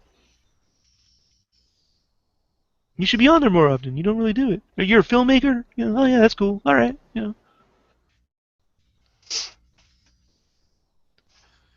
Probably changed his whole life. They actually heard me. They remembered my voice. Oh, You know what dude, I mean? yeah. If somebody ever Give 'em- walked up to me after like Right. two, You gotta what was do I it, on, dude. three podcasts. You gotta do it. That would be the greatest present for me. Like that would be the best ever. I would say second to the plushie that was made for you. Yeah, that's pretty good. But this is right out there. There's not too often you could pull that kind of stunt. You know what I mean? Yeah, that's There's actually. enough distance between you and me. He doesn't know you. You're in another state. You know? It's a completely random environment. Yeah, it's perfect. Do you remember where in the Commons he is? I'll find out. I'll get you the exact. I'll get you the exact GPS coordinates. Don't you worry. Just watching with my phone, looking around. All right, all right, all Yeah, right. you won't be wondering. You'll do like the PKE meter. Ah, here we go. That'll be. Oh yeah, this will be great. Yeah, give me a It's couple a weeks to positive settle thing. in. You know what I mean? It can only help. Yeah. You gotta totally like sell it though, dude. Oh, pff, that's easy. Because I will. I'll be like, that's amazing. Oh wow, that's great. Oh, yeah, that'll be. As long as I recognize him and know exactly who I'm talking to, then hey man, you sound familiar. Did you just do a podcast? Yeah. Your voice sounds familiar. Have you ever been on SketchCraft? Yeah. This podcast I listen to. Oh yeah, I'm a coder, designer, dude. Yeah, he'll trust me. He'll buy hook, line, and sinker. Hook, line, and sinker. Oh man, this is fantastic. Yeah. He don't listen to this shit, so he'll start. You know. Can it be on there, dude? People. Well, that's fucking A, man. That's really great. People actually, it'll be great. Yeah, totally, totally, totally. I'll never tell him. Yeah, I'll take a longer lunch that day and tell everybody I'm going to the Commons and then just shoot the shit with him. Yeah, that'll be great. But yeah, going back to the big bad man. No, So if they're paying your bills, it ain't that bad. I'm yeah, just I know. not buying a video game console from them ever. But they're going to make a revision soon with hardware, so it'll be Yeah, smaller. George Lucas did the same thing with his movies. That didn't change shit. He made revisions. Man, the things I wish I could talk about. Things, man, there's a couple of things I really wish I could talk about when it came to that. Yeah. Yeah, it is what it is.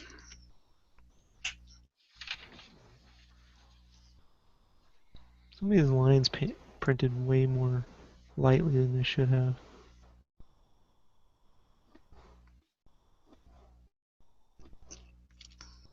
What do you just print in a light gray so it's just very I did this easily gone? time. Yeah. Yeah. But they should have printed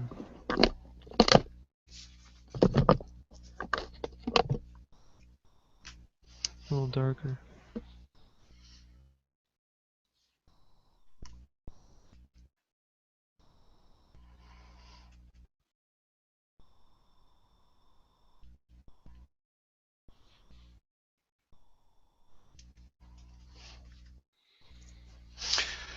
Well, your printer could be running out of ink. Oh, it is. It is out of ink. I ordered ink on Tuesday or Monday. It was supposed to be here fucking Tuesday with the Wednesday with the 2 day ordering.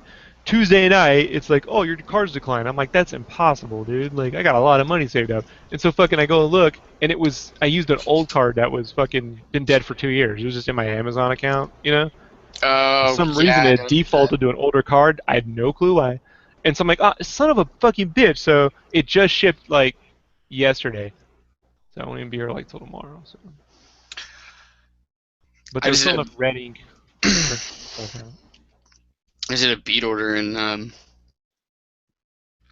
paid for 2 day flat rate, and it still Mm-hmm. took like a week to get here. So I don't know how the hell fucking post office gets away with that shit. Yeah, I give mean, me my come on. money back. Yeah, Yeah. it's 2015, and you advertise flat rate, you advertise two If day. it gets there, I'm just happy. You know what I mean? Like, Yeah, true. Like, I don't know. It's like $9, and now it's I wasted know all five, the six prints get shipped dollars. flat. You know, so I know. Yeah, that's right, because you cut that. Yeah. Yeah, I got to do that for some of my perlers that I send out. I did find out though it's actually extremely cheap to ship them because they're so light. So the big, not the big link I'm working on now, but the big link I did like 2 years ago. Hmm. He's almost 3 feet tall. I can ship him for $7, taped in a box or a poster between two poster boards. Nice. Hell yeah! I thought it was gonna be way more expensive than that.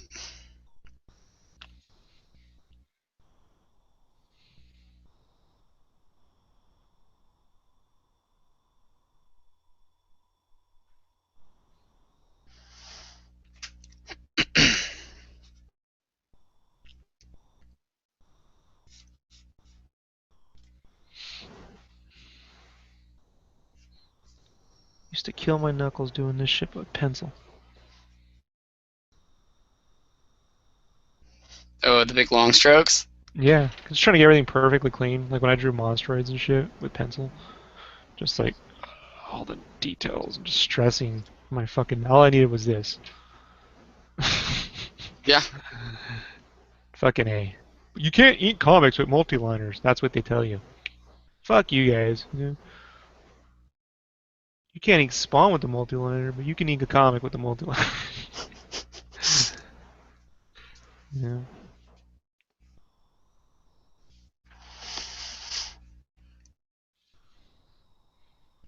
well, she's looking damn good so far. Nice.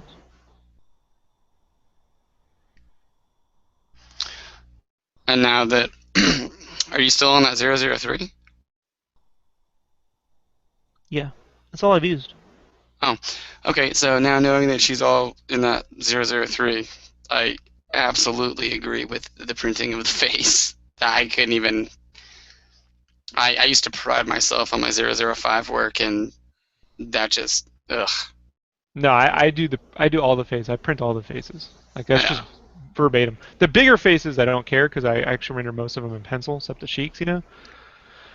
But uh, but yeah, the smaller faces just get printed out. Like I don't even bother with the pencil. It's just a real pain in the ass. No, yeah.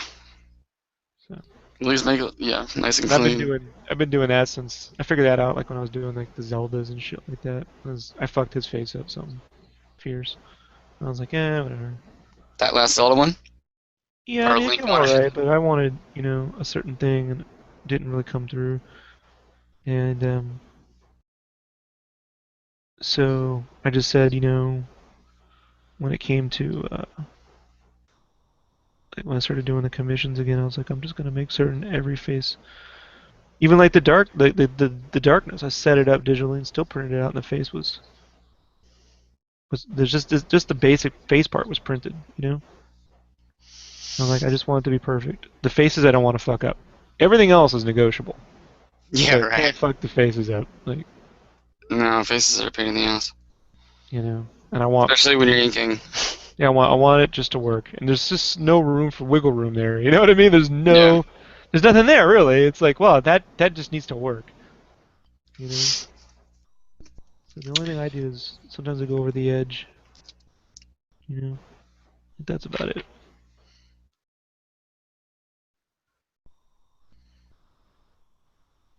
Just to pop it out. It was the same with the Hal Jordan.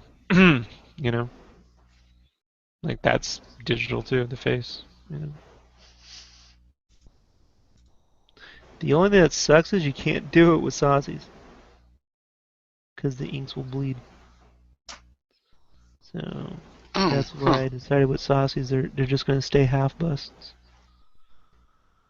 because they're too complex. Like the monster like Godzilla is one thing, but when it's people and chicks and shit, it's not worth the trouble. So. But I will admit it's a little easier because it's illustration board with Hmm. saucies, so you have a little more tooth. You can flick easier, you can scrape the surface of the board easier. This is smooth, glossy, not glossy, but it has a smoother surface, so there's very little wiggle room, really.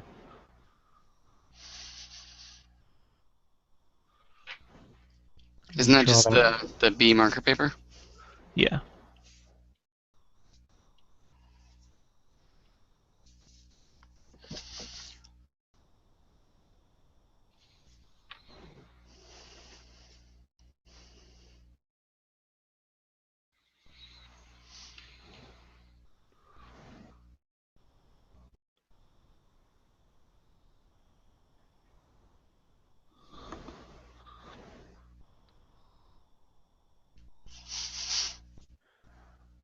It's actually it's weird because I was thinking back, like it's a process I started with the Captain Marvel piece I did a couple years back. Because first time I drew it, I fucked it up. And I was like, this is wrong. I think I was streaming. You might have been on when I was streaming. I know I was streaming. I was like, this ain't right. This whole fucking thing is wrong. And I was like, I just tossed it and went back into the computer and was like, I'm fixing this shit and it's gonna look right. And then like with the faces and hands, I just printed them out and everything else I drew on the page. But yeah, that first Captain Marvel was not good. Let's see.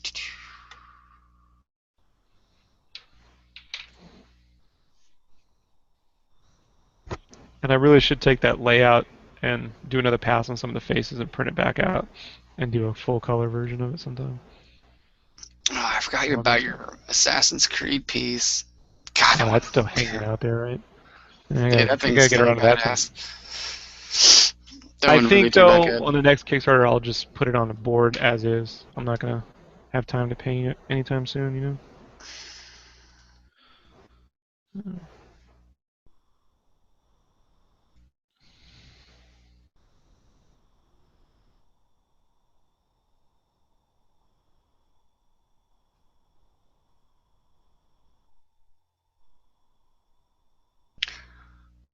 Oh man, I didn't even think about it. You got your Star Wars set. Star Wars is coming out at the end of the year. There's no time. I'm not dealing with it. You know. You Add them don't as a have to bonus set. coincide. You don't have to coincide. If you want to get a daily deviation, you coincide fan art with movie releases. But I have enough deadlines. Fan art is not my fucking goal in life. You know what I mean? Game Cave and my original shit is my goal in life. Like this is you know, paying back, stuff. Hmm. So while I still can, you know, I think and keeping just the traffic up with some fan art. You know what I mean? Yeah. Because it's hard to maintain foot traffic with the original property. Sad to say. So it's and I'd rather it move to things I want to do, versus things I feel I have to do. Yeah. And I don't really enjoy drawing Star Wars much, so it's just the minute you start drawing Star Wars in an art style, you immediately get the Vader doesn't look like Megatron. No, no, no, no, no, no, no. Princess Leia should look like Carrie Fisher. It's like, you know what? What'd you do to the Okay. lightsabers? Which is funny because they're thin again. If you go watch the Rebels cartoon. Yeah, I know. Hey, you showed me the original art, and I completely agree with how you did them because that looks badass. you know, so it's funny. Yeah. Well, it's nice to hear you say that, knowing I have my Sith and Bone shirt. Yeah, it just makes it more collectible. Isn't that Yeah, gonna be right. a I'll lot of have to. Star Wars stuff for me? Yeah, I'll have to. People send in their offices where they've got your prints hanging up and shit. I'll have to post one of those with the shirt, just being like, "Ah, suck it, bitches." Oh, I may not say that, but you know what I mean. Mm. And we're back to. Jeez, let's see.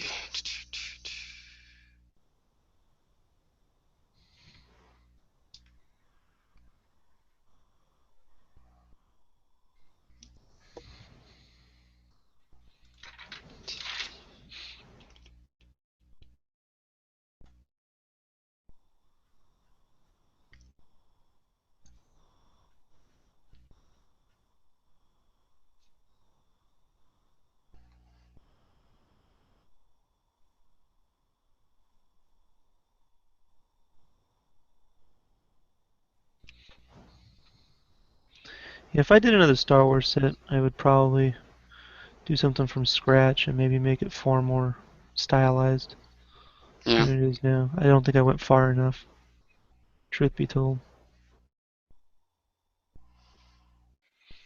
I think I was sort of trying to play a middle ground,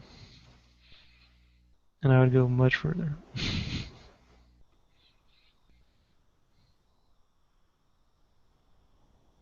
Matter of fact, if I thought now, if I was really going to try to do it, I would probably experiment with something in the style of No More Heroes. No more heroes. That acid wash, grasshopper,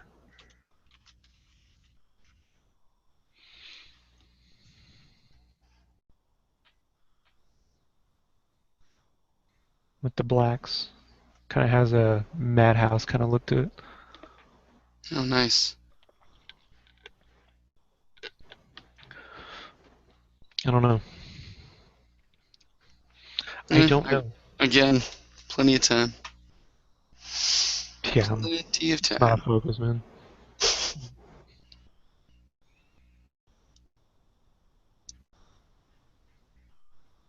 I'm trying to wean fan art off. If you really want to know, you know.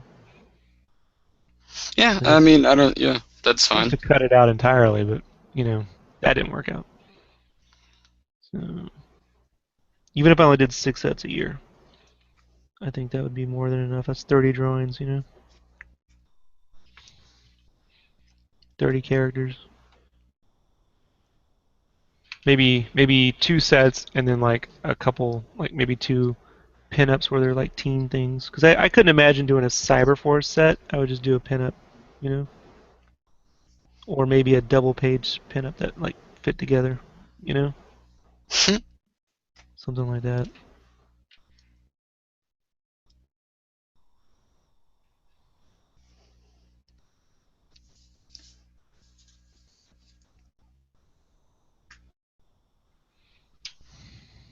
I don't like that particular line.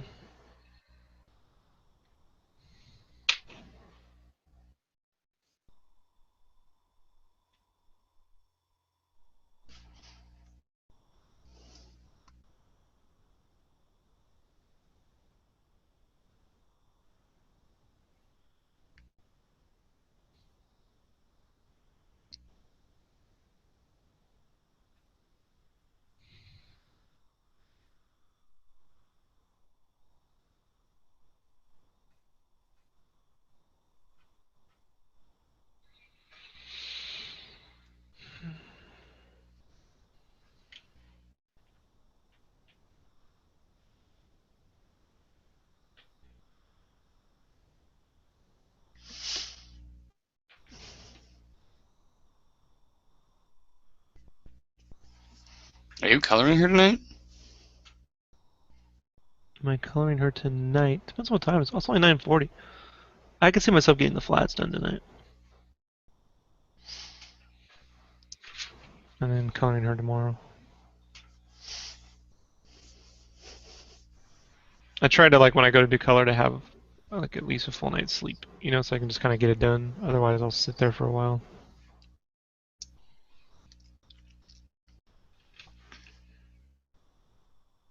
But I think if I have some time tonight, I'll do a roughie.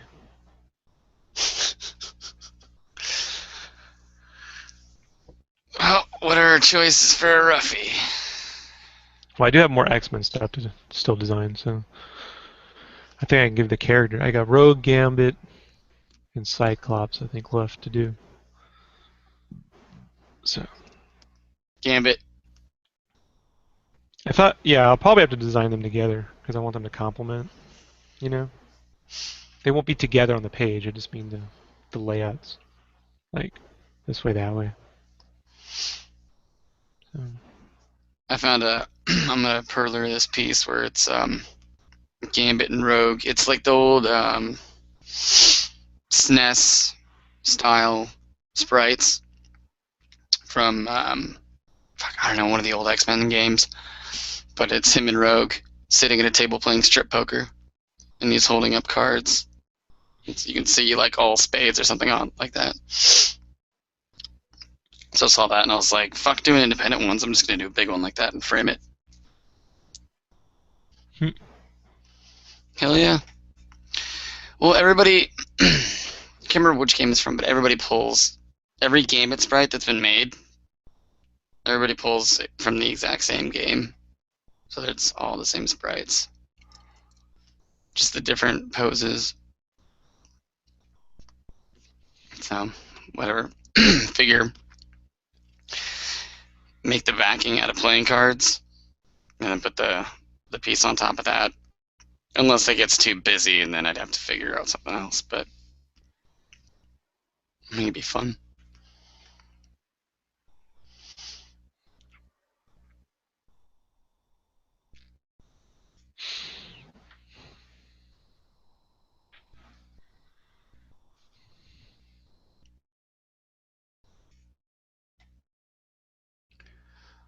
God, I think it was this one. Yep.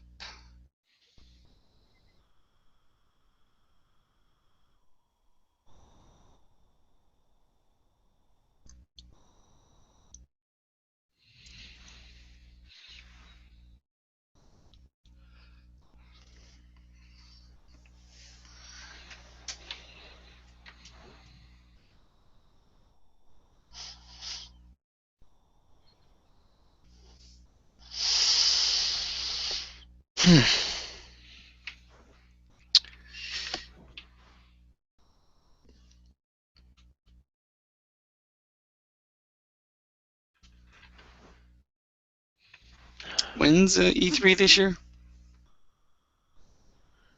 Yeah, I honestly have no clue. June. Is it? He usually is. Going. They used to have it in August. What is June? Yeah, it's always June.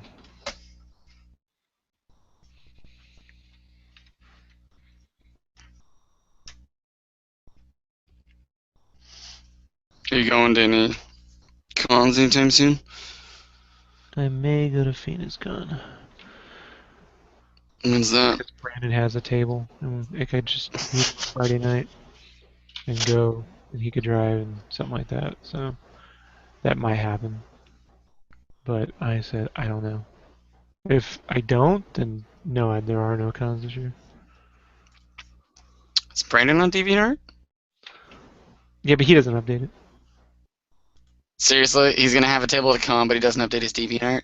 Doesn't have to. People discover him at. He's the guy that just has a table full of like sketch cover stuff, and they go, "Oh, can I get? Oh, that was cool." And you know,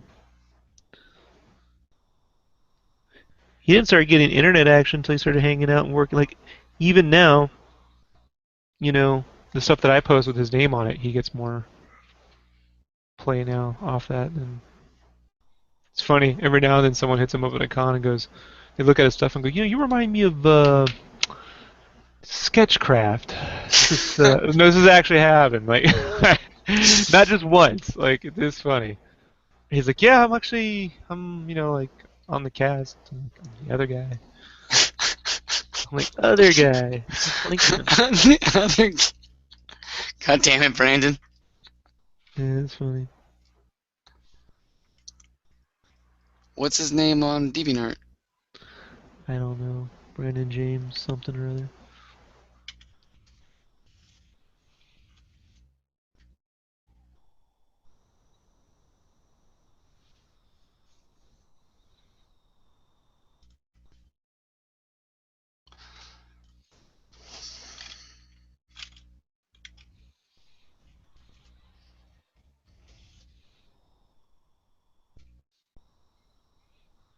But I told him, I said, I'm not. If I do, I won't take any vacation time off from work to do it.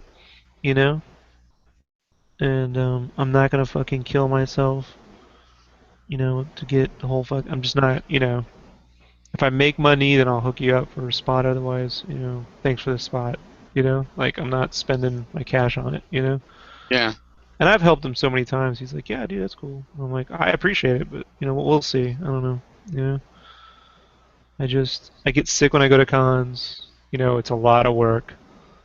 I don't go out partying and drinking afterward. You know what I mean? Like, I just I don't produce my best work sitting at a table, schmoozing and trying to like sell stuff. You know. Why does Brandon's work look like your saucies? Uh, I don't know. I don't want to get into it. Okay. It's flattering. Huh, imitation. Highest form. That's why I said people have come up and he's told me the stories. Like, yeah. Wow, yeah, I didn't realize that. Okay. Well, I'll like his page. Hey, it's worked out for him. He's actually working on something. Sure, yeah. Yeah. If he's getting work out of it, then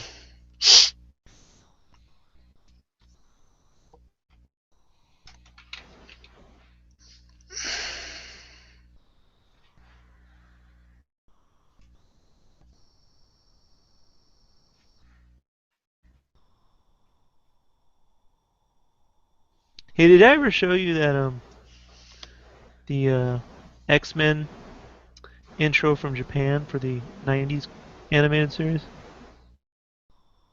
the one that we all know and love.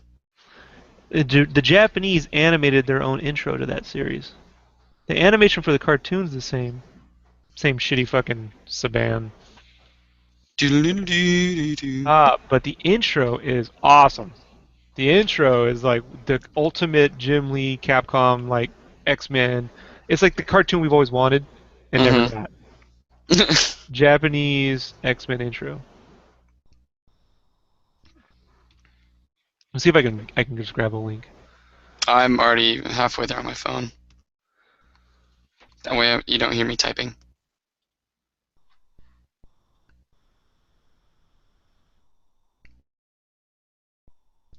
No shit. You see what I'm saying?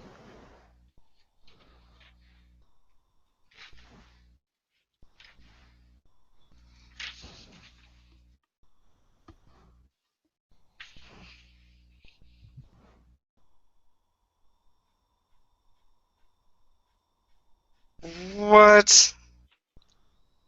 Yeah, it's the coolest thing ever, dude. Oh my god, can you imagine if the whole thing was animated like this instead Yeah. of like four And it's not colors? like modern anime where everyone's all pretty boy and shit, you Uh-huh. know? So it got like that Madhouse kind of like, when they did blacks and dudes look like dudes. Oh man. Yeah, it's the coolest ever. It's not the cartoon we wanted. It's the cartoon we deserved. Yeah, I know. Dude, this is way cooler. Yeah. And then it goes to the cartoon, like, what? Like, Yeah, it's just just like like the that. X-Men comic where you got this cool cover and then the interior was all fucking. Oh man.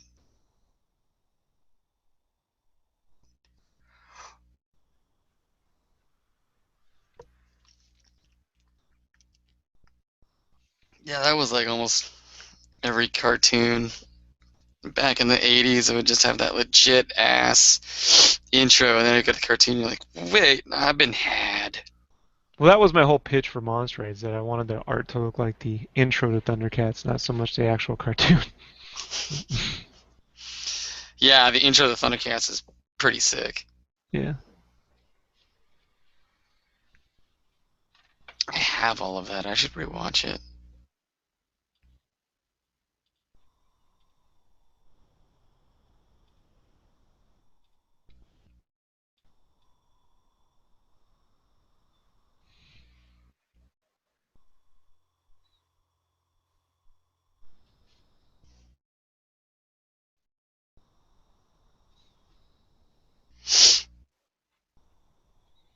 Didn't they?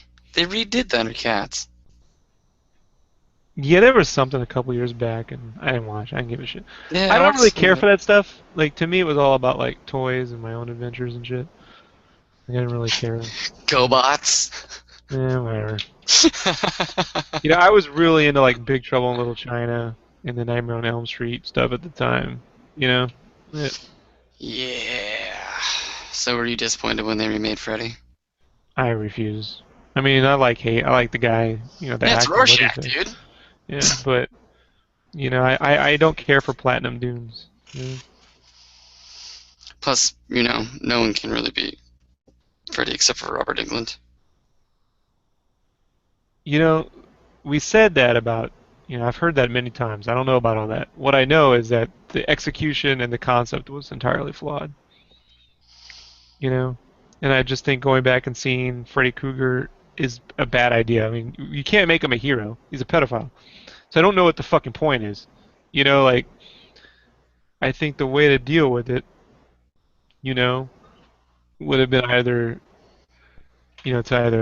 reboot or just to I don't know. Like it's hard, dude, because it's like this Poltergeist movie coming out, just bad. Yeah. It lacks the iconography of the Spielbergs. You know what I mean? Like it's this weird nondescript house in Missouri. It Dude, that looks movie scared the. Okay, I watched all.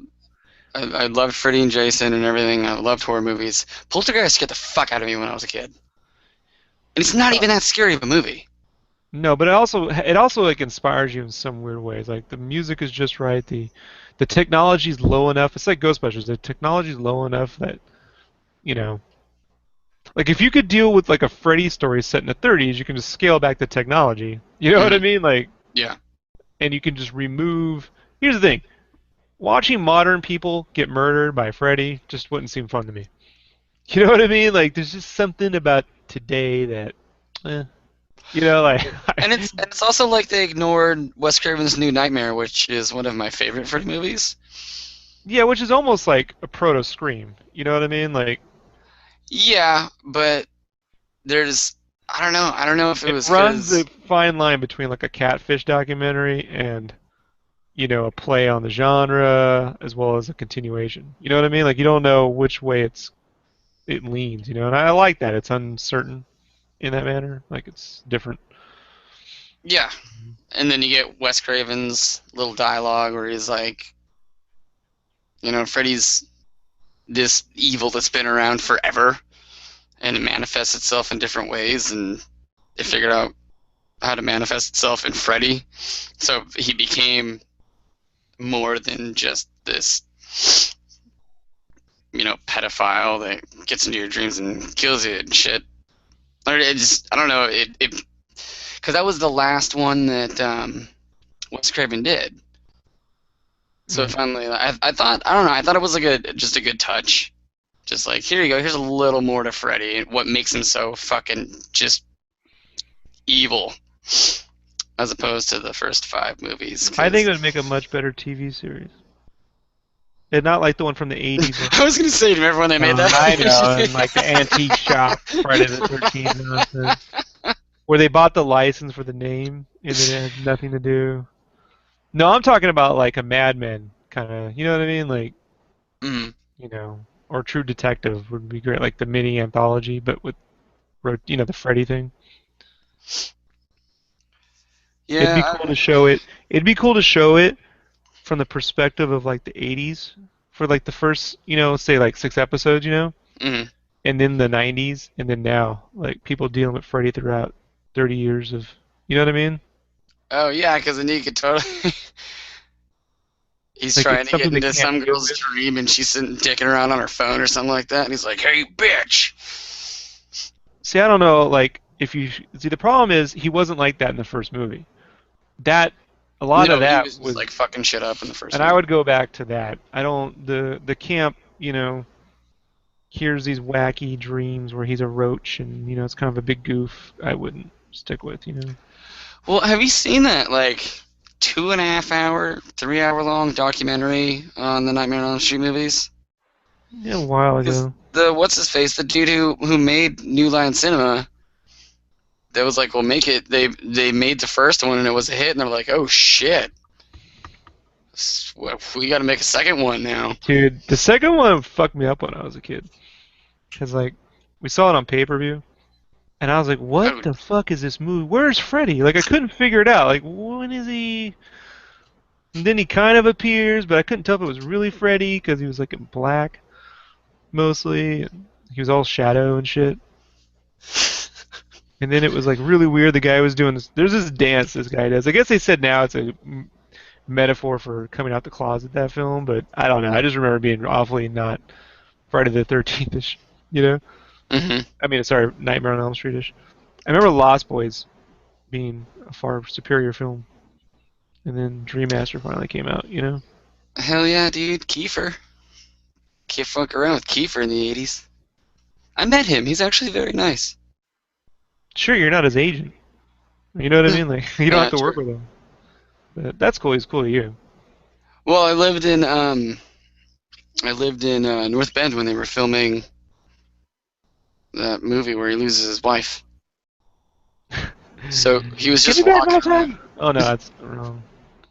Jeff Bridges and Kiefer Sutherland and Give me what's her back my face. son!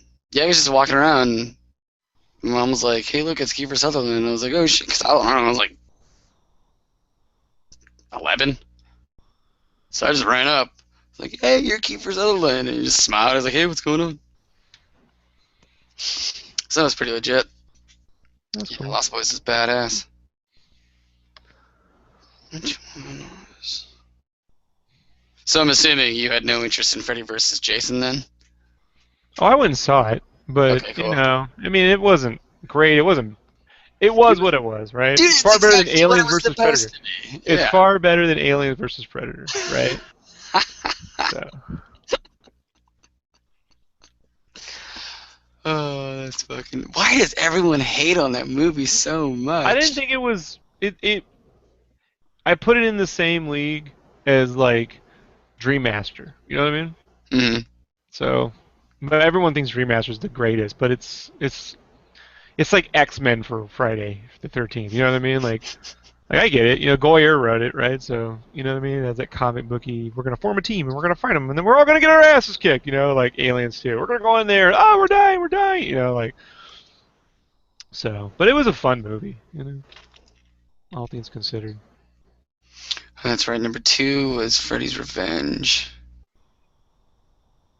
Oh, Wes Craven's New Nightmare was number 7. Yeah, don't get me started on how crazy that shit got for a while. I don't even count 4 and 5. Mm. I don't. I just stopped. You know. Wasn't Dream Warriors the fucking junkyard The scene? third one. Oh yeah, yeah, yeah. Yeah, that shit fucked me up. 'Cause the fucking No, no, I would never. skeleton. No, the first one's still the best because I couldn't get on a waterbed ever. Oh, my mom had a waterbed Yeah, too. I could never. You know. And if you just know that's Captain Jack at this point, like it just really fucks with your head. You know. Yeah, that was his first role too. Captain Jack just got fucking Kool-Aid Just all over turned his fucking just yeah. Kool-Aid. He's Kool-Aid. You know. Oh He got man, Hawaiian punched all over the fucking roof. that's exactly what it looks like too. I only have the one. You know what's really funny to do is, well, it depends on how bored you get, but go back and watch the very first Friday the 13th.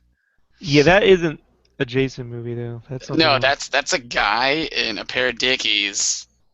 It's just running Well, it's not around even in the about that. vicinity. That's just like this weird ending that occurs. You know what I mean? To throw you off. Like it's not Yeah. even about. It was more like a weird psycho movie. You know what I mean? Anything else. Like. So.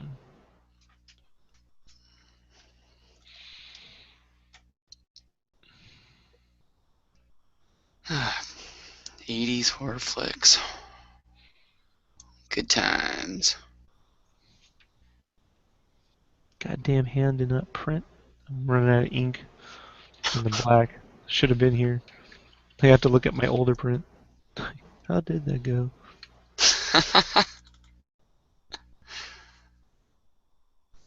And then my shadow is like fucking.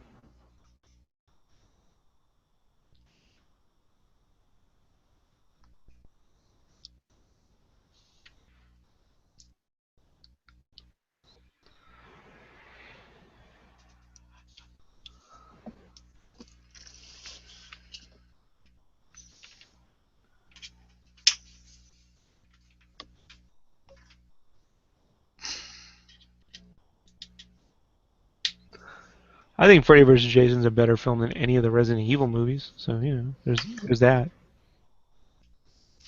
And those movies make so much money. The international market will pay a lot to see Mila do anything. Well, well, she's. She's such a draw. They did a whole movie with nothing but Milas. Like, Oh yeah, yeah. yeah. The first one, I don't know, was Have you seen Nightcrawler yet? no. I almost Fucking, watched it that's it. today. Oh man, dude, that movie exists in a universe populated by Breaking Bad and Grand Theft Auto 5. Matter of fact, if you've played Grand Theft Auto 5, you're gonna love this movie because you're like, I know that place. That's in Grand Theft Auto 5, and that's in Grand Theft Auto 5, and that's in Grand Theft Auto 5. Matter of fact, the whole movie could have been a whole side story in Grand Theft Auto 5. I love Yeah, it. yeah. They probably could have. No, you can. And as a matter of fact, they need to add it as a mode. They really do. Nightcrawler mode. The whole thing, the whole stinger, chasing down and getting footage. That's what I want.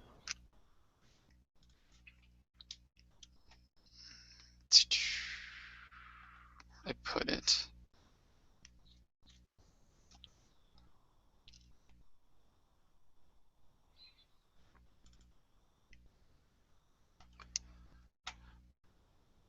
Actually, you know what? I'll watch that tomorrow night. Because then I can watch it on a TV instead of a monitor. I highly recommend you don't have anyone talking.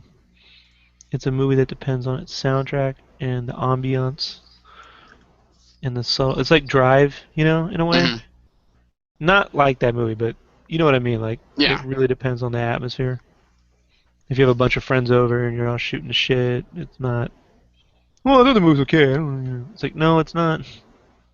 Nope, it'll be me by myself because my roommate. Oh, I'm moving. Did I tell you that? No. Yeah, I'm moving into an apartment Oh, congrats. down the road with this dude I met. Um, he's gonna be at a birthday party, but he doesn't get off till 11:30, so he's gonna be gone till like 3. So I'm gonna go over there like 7, make some dinner, hook up my laptop, and watch a couple of movies.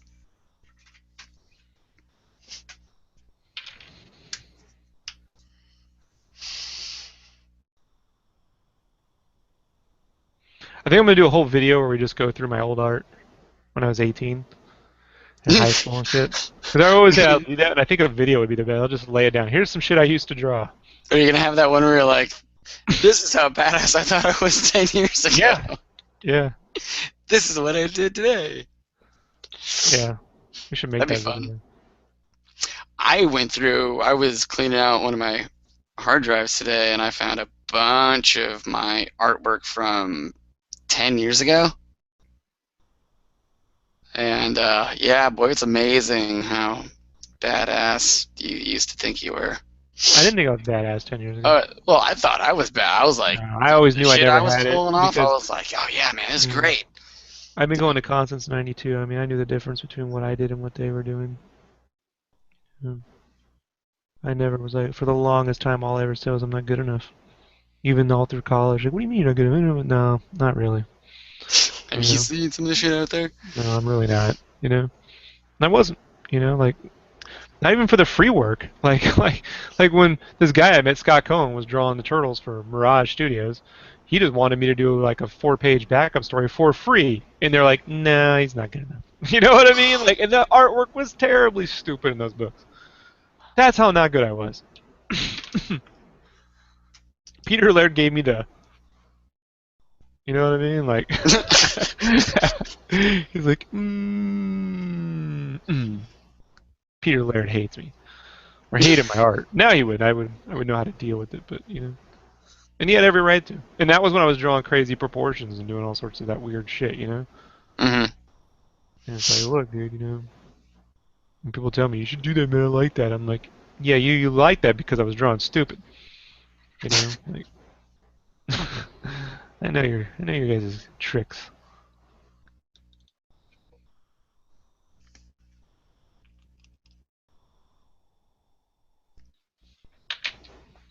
All right, let's add some shading to this. Initially, wasn't gonna do any shading. I was just gonna scan it in and then do the shading for the Copics after.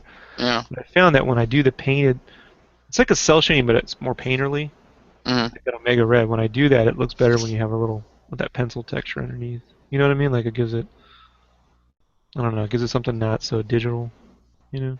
Yeah.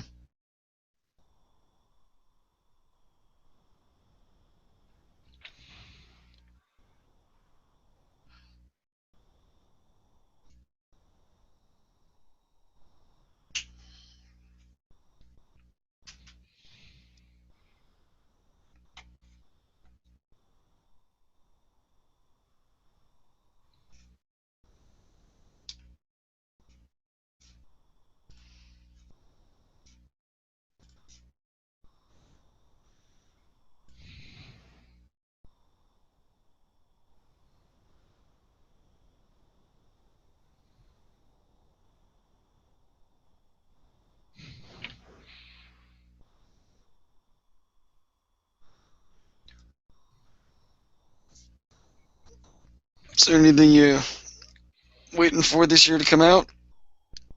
Daredevil, Well, aside from Daredevil, we already talked about Star Daredevil. Wars. Star Wars. Which side were you on when the lightsaber reveal happened and I everyone already shit knew it their was coming. I seen pants? the concept art a month in advance. Oh, well, look at you. I don't follow the spoilers, but I wanted to see the concept art.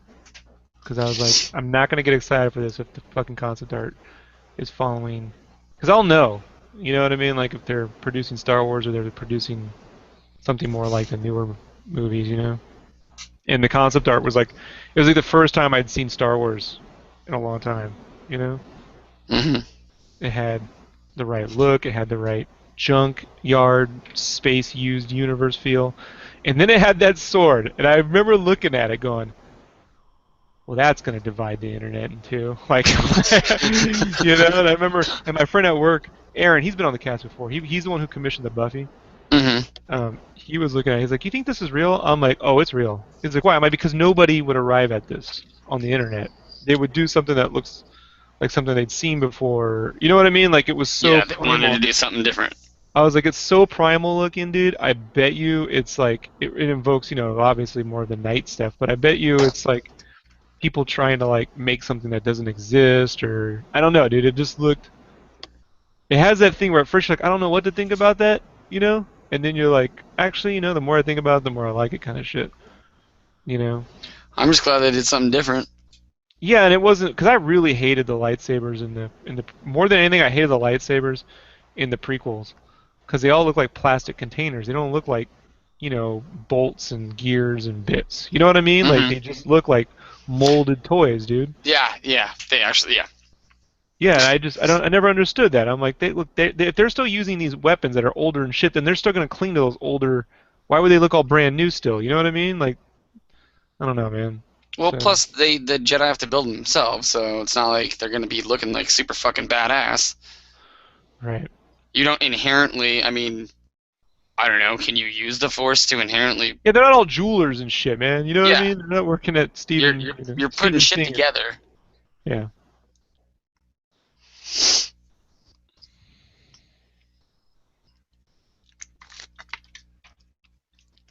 So,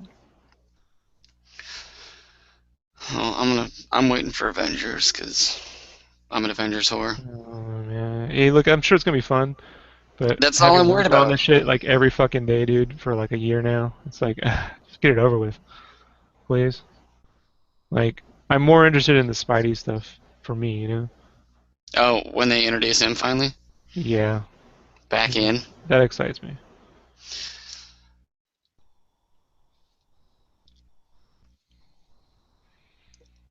I like the Marvel Universe too when it's set in the 40s and 50s, dude. Like, I wish they had more. I mean, that's why I like the Peggy Carter stuff, just because I think that era fits really well with like that kind of stuff, you know? It's just a shame that they don't really have any characters set in that period. Yeah, you got her, you got Howard Stark, Remnants of Hydra. Well, The kind only of. thing you could do, and I always said, like, you know, if Marvel was to get Spider-Man back, and obviously they're not going to do that now, but if they did, let's say Marvel got all their properties back, I would have set Spider-Man and the Fantastic Four and the X-Men in the 60s, the period in between Captain America and the Avengers, and anything that went down with the X-Men maybe did something that wiped the memory of Earth even knowing that shit went down, like Galactus and all that stuff. You know what I Hmm. mean? Like they did Yeah. something that, like you know when the Sentry came along and everyone forgot the Sentry existed because of some new character. Like maybe the last thing Professor Xavier did was wipe the human, you know, or the Watcher came along and undid it. You know what I mean? Like or some shit like that. Like did something so no one remembered that stuff. And the aftermath of that could be the Inhumans. You know? Oh yeah. I mean, it's rewriting Marvel history, but fucking so what? They do it all the time. So, New 52. What? well, that come on, like that even counts. I don't even know what that is. That's the most like non-committal reboot I've ever seen. Well, yeah. I don't know. It's I like the Court of the Owl storyline, but it could be any Batman. It doesn't really feel like it's a new universe. You know what I mean? Like I don't know. Other than they say it is, and now new things are happening, but I don't know. Yeah, uh, yeah. New 52. The most annoying thing about that shit is that every time I watch Arrow, they keep trying to fit the number 52 into everything. You know what I mean? Like it's Are you in room serious? Like 52. the Go watch it. subliminal You know, bullshit? now that you haven't, go back and just rewatch, and you'll see how many 52s It's Channel 52 News. It's fucking Room 52. They're on 52 something street, you know? Oh God, what has been seen? Yeah. Great. And it's there since the beginning, so you don't have to go. It's all over the place. All the news So channels are they're 52. doing subliminal messaging, so you go and buy the comic Like, books and shit. yeah, it's funny. Ah, God damn it. I don't know if that's gonna actually get you to buy one comic book. It's just weird. I don't know why they keep doing it. Like it was okay. There's a pun, but then they keep doing it. You know? Have you watched Gotham? Man, Gotham is one of those shows that you're like, I want to like this, but the show doesn't want me to like it. You know, like the show just is like, you want to like this, don't you, bitch? You You want to want like some of this. this? Yeah. Yeah, this is what you want. Fuck you. Like, that's the show. Yeah, you want this, huh? And no. You know, like because it giveth and it taketh away. Like that's Gotham. I think the casting could have been better. Like you think everything could have been better. First off, I just don't get the point of it. Like, here's the thing: if you're gonna do a show like this, I would have scaled it way down in terms of scope. It's too big. I would have just made it about Penguin. You got that guy who's a pretty good actor. You know what I mean? And you could have made it like the Boardwalk Empire of him, and all these things are occurring around him, like the Batman shit is going down, but it doesn't really matter. You know what I mean? It's about him, and then maybe Gordon's a bit player in it. Yeah. But or or you do something where the premise of the show actually begins Batman's been gone. Like he just disappeared one day and Gotham's gone to shit. You know what I mean? And so you deal with what happens when Batman leaves Gotham. Like he actually died. You know what I mean? Like Hmm. Batman actually died. So or Batman actually died. So now you have to deal with what do you do? And you deal with the world where there were no other heroes. It was just Batman. And so Gotham has to deal with it, and you have this new power, and you got guys that are taking up the mantle of his old villains, but they're not the same Jokers, and they're not the same. You know what I'm saying? Like, Yeah. and you got people trying to be vigilantes, and they get horribly murdered. You're like, like there was just this one guy who could pull it off, and that's it. Because this Yeah. way, the show has some place to go. You know what I mean? And Gordon's like, he's like that guy that lived through all those wars, and you know what I mean?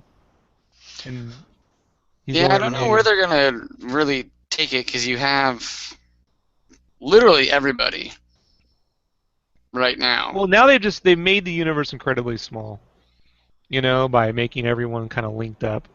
I just don't, I don't know, man. I don't get the point of it, you know.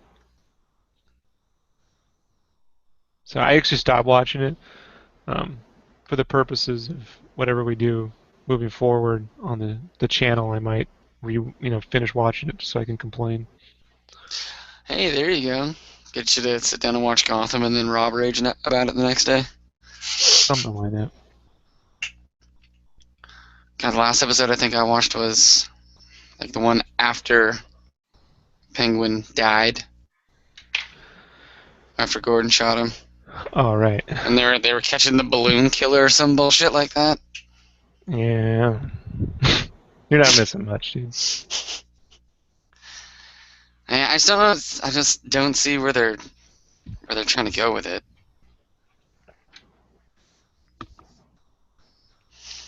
Like Flash, I don't know. Stupid shit happens to him every episode, and it's the same fucking rinse repeat. Yeah, but the difference with the Flash is it has a central core. Him, Joe, his father. You know what I mean? It has a core, and Gotham has no core. Like it has nothing.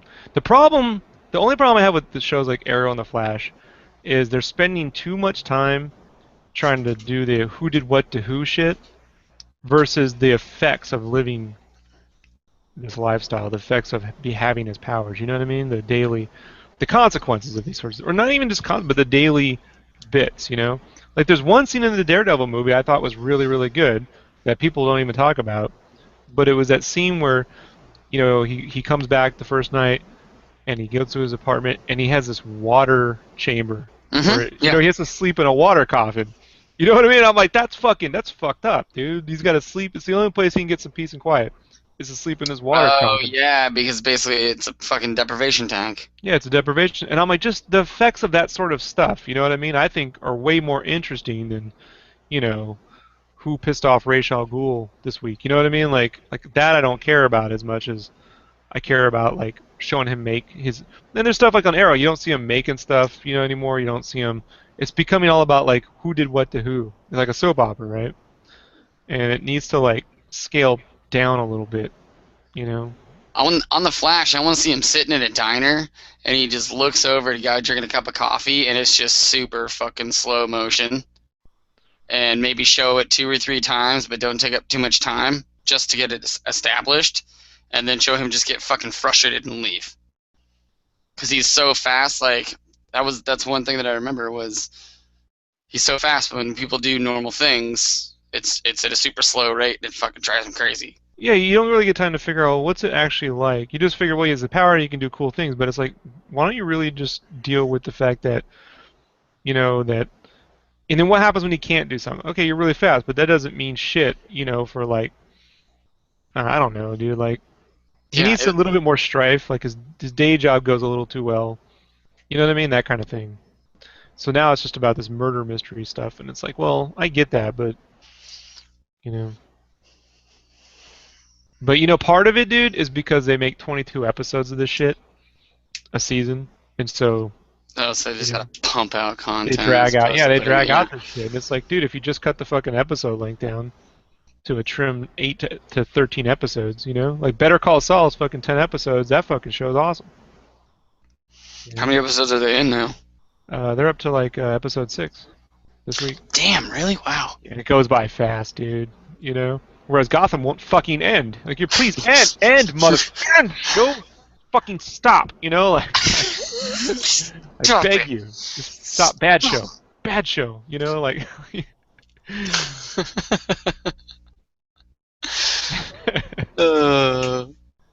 Fucking, I'm gonna rub your nose in it, Gotham. Yeah, well, that's what the show is rubbing my nose. You like this, don't you? No, I don't. I don't like this. I don't.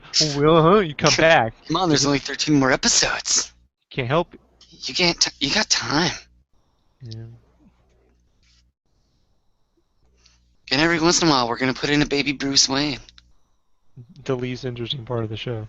Oh yeah, it's just a shitty little angsty kid. For 1 second, it was interesting. It was when he was listening to heavy metal music, drawing fucked up drawings and shit. I was like, no, that's cool. There's something we haven't seen. Yeah.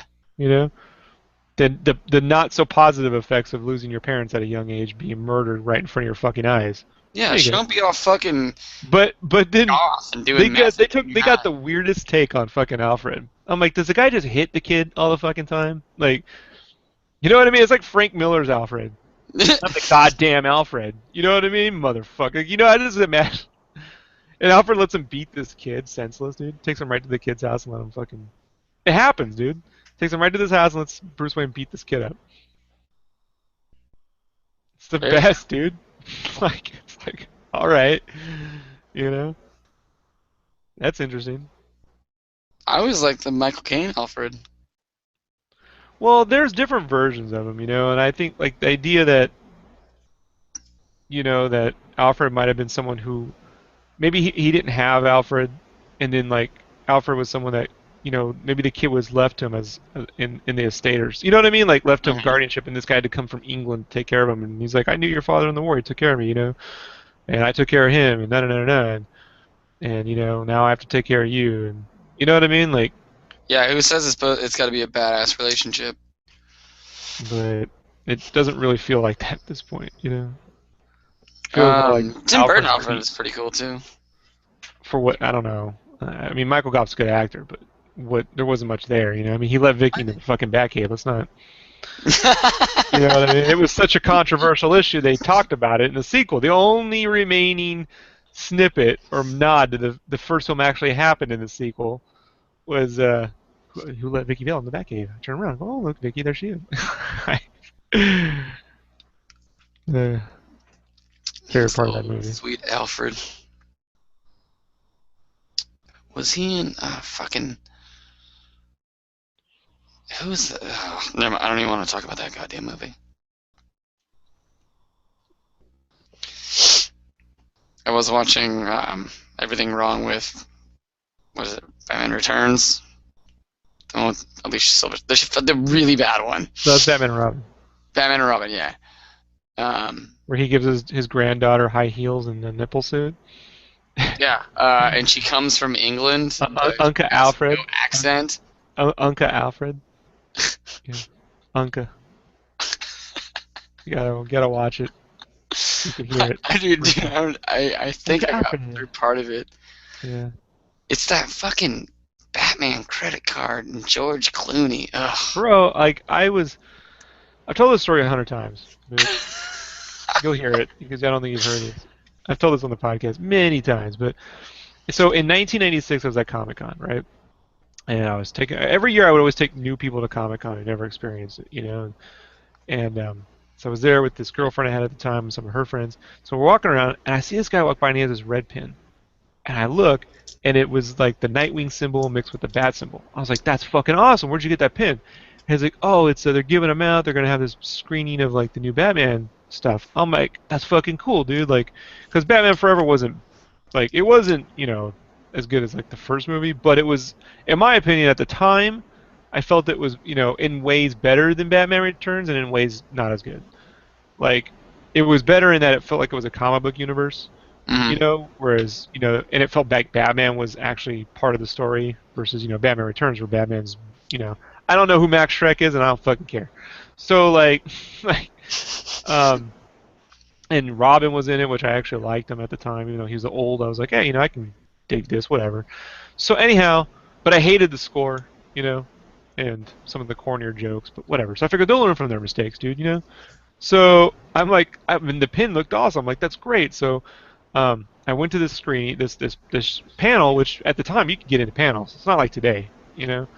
So I go to this thing, and all I want is this pin, and they start showing concept art for the film. First, they showed this. It must have been filmed for Comic Con because it was this clip of the Batmobile from Batman Forever Mhm. driving around Gotham City. Now they shot it on the Gotham lot from the Tim Burton movies. I guess like some of that lot shit was still around because it was the same buildings. I don't know, but they must have been some of the back lots that they had just had at Warner Brothers. Yeah. So it looked gritty. Like it didn't have the neon colors of Batman Forever, but I was like, it was like the Batman Forever technology sitting in like the Tim Burton gritty thing, and I was like, oh, maybe they're gonna have this like hybrid look where they're going back to, you know, until I realized once they started showing the concept art that was just something they shot for us, because the concept art was fucking horribly wrong. Like it was like Mr. Freeze's assistants are all in like negligees and these crazy like young blood weapons. And man, I love me some young blood, but you know what I mean. I was like, what the fuck? Like there was just stunned silence, dude. And so it was really a Warner Brothers panel. It was all the movies coming out next year. So they were talking about originally they were talking about Space Jam and different things. So when it's the only time in my entire life I ever asked a question at a panel, right? Because I was like, well, this movie's gonna fucking suck, dude. But I had to ask a question.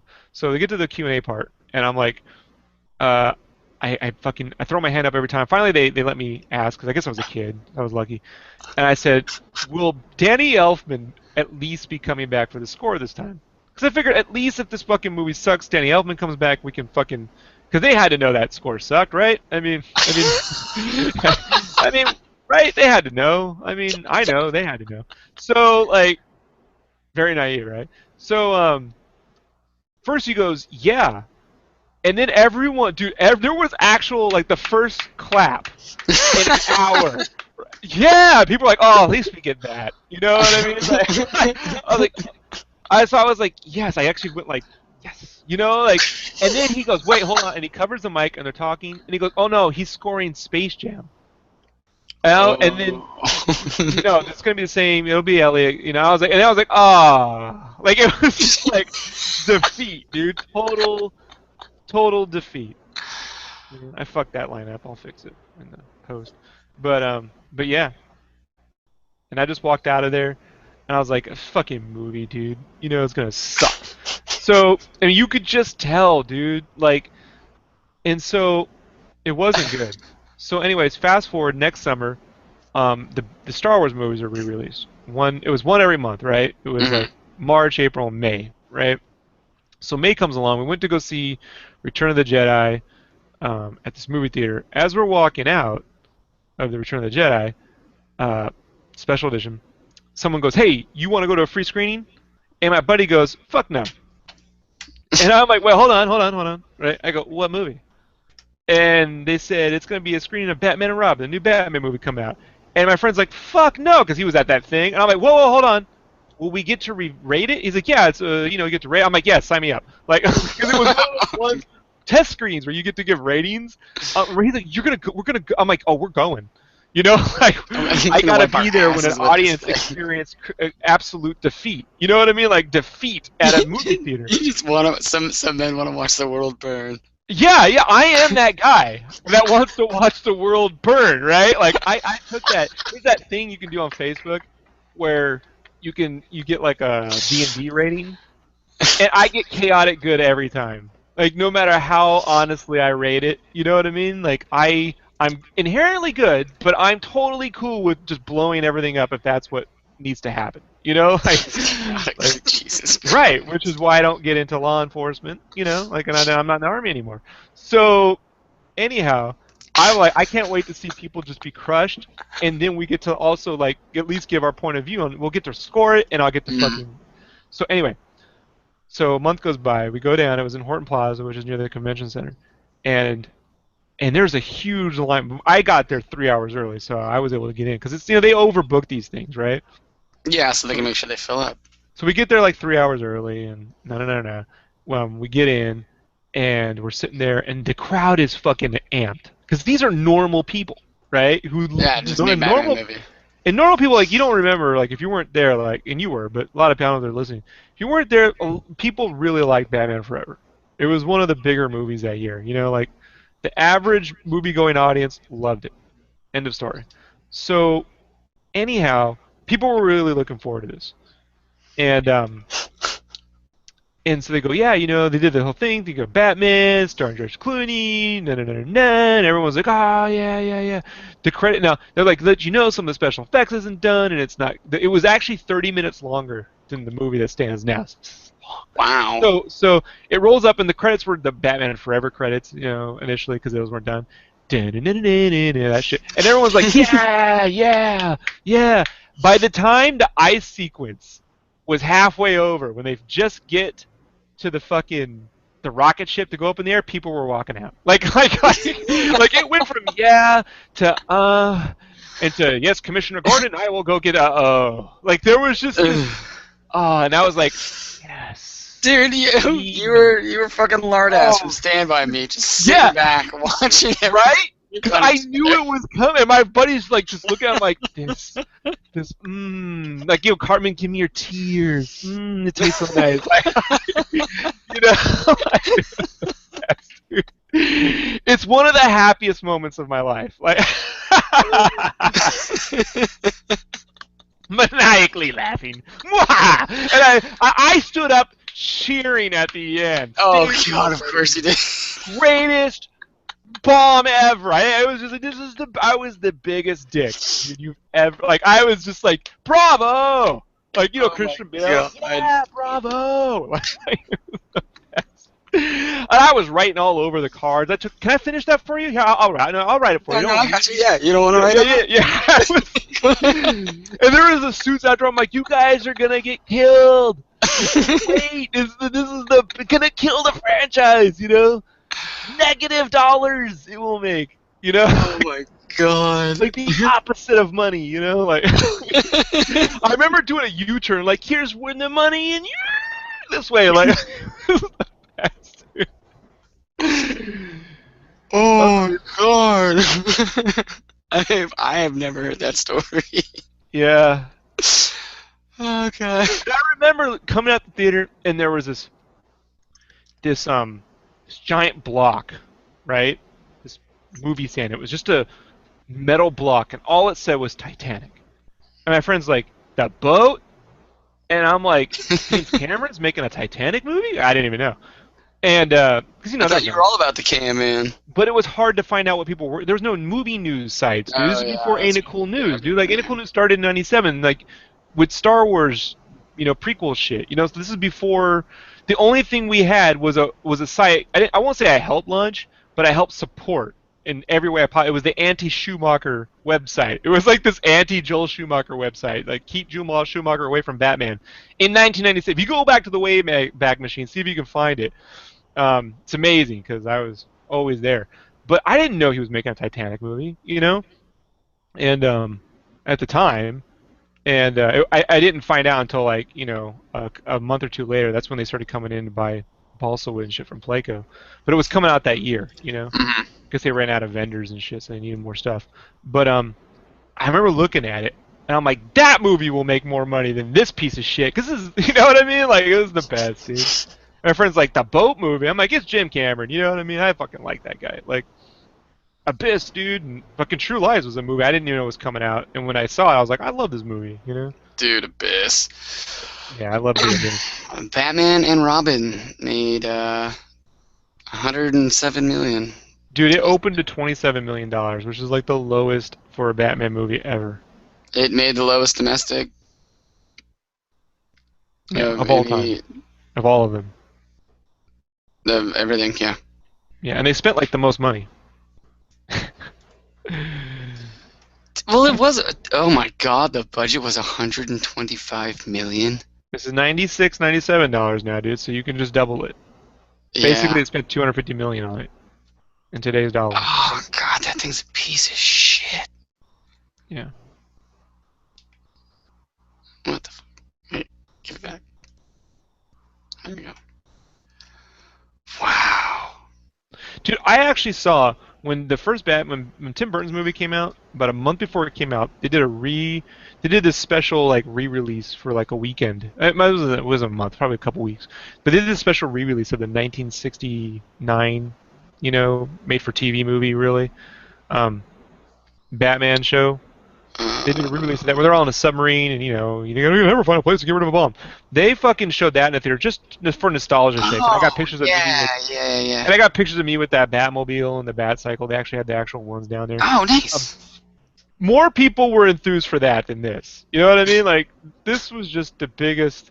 God, that's like my favorite movie. I think it has to be. At the time, I would have said that's not the case, but I think looking back on it, that has to be my best movie going experience ever. Just because I was the biggest troll in the room, like, and the movie tanked, and I was just laughing. Ha ha ha! So glad. Fuck you, Mr. Wobblehead. Who's this fucking George Clooney, Nick Fury looking motherfucker? Go play Nick Fury, asshole. Like, stop wobbling your head. Like, I didn't know who he Actually, yeah, was. he would play a good Nick Fury. Yeah, I thought he looked more like Nick Fury than Batman, but I was like, look, I can get older Batman. Why's he gotta wobble his head so far? I never watched ER, so, I didn't know who this guy was. Yeah. Oh yeah, see, I watched ER. That's why I At was the like, time, my what girl the was like, he's fucking from ER Facts guy? of Life. I'm like, I remember that. Then I was like, oh, like toward the end, I just stopped watching Facts of Life when I was a kid. I didn't, you know, realize it was like those episodes when they worked at a store.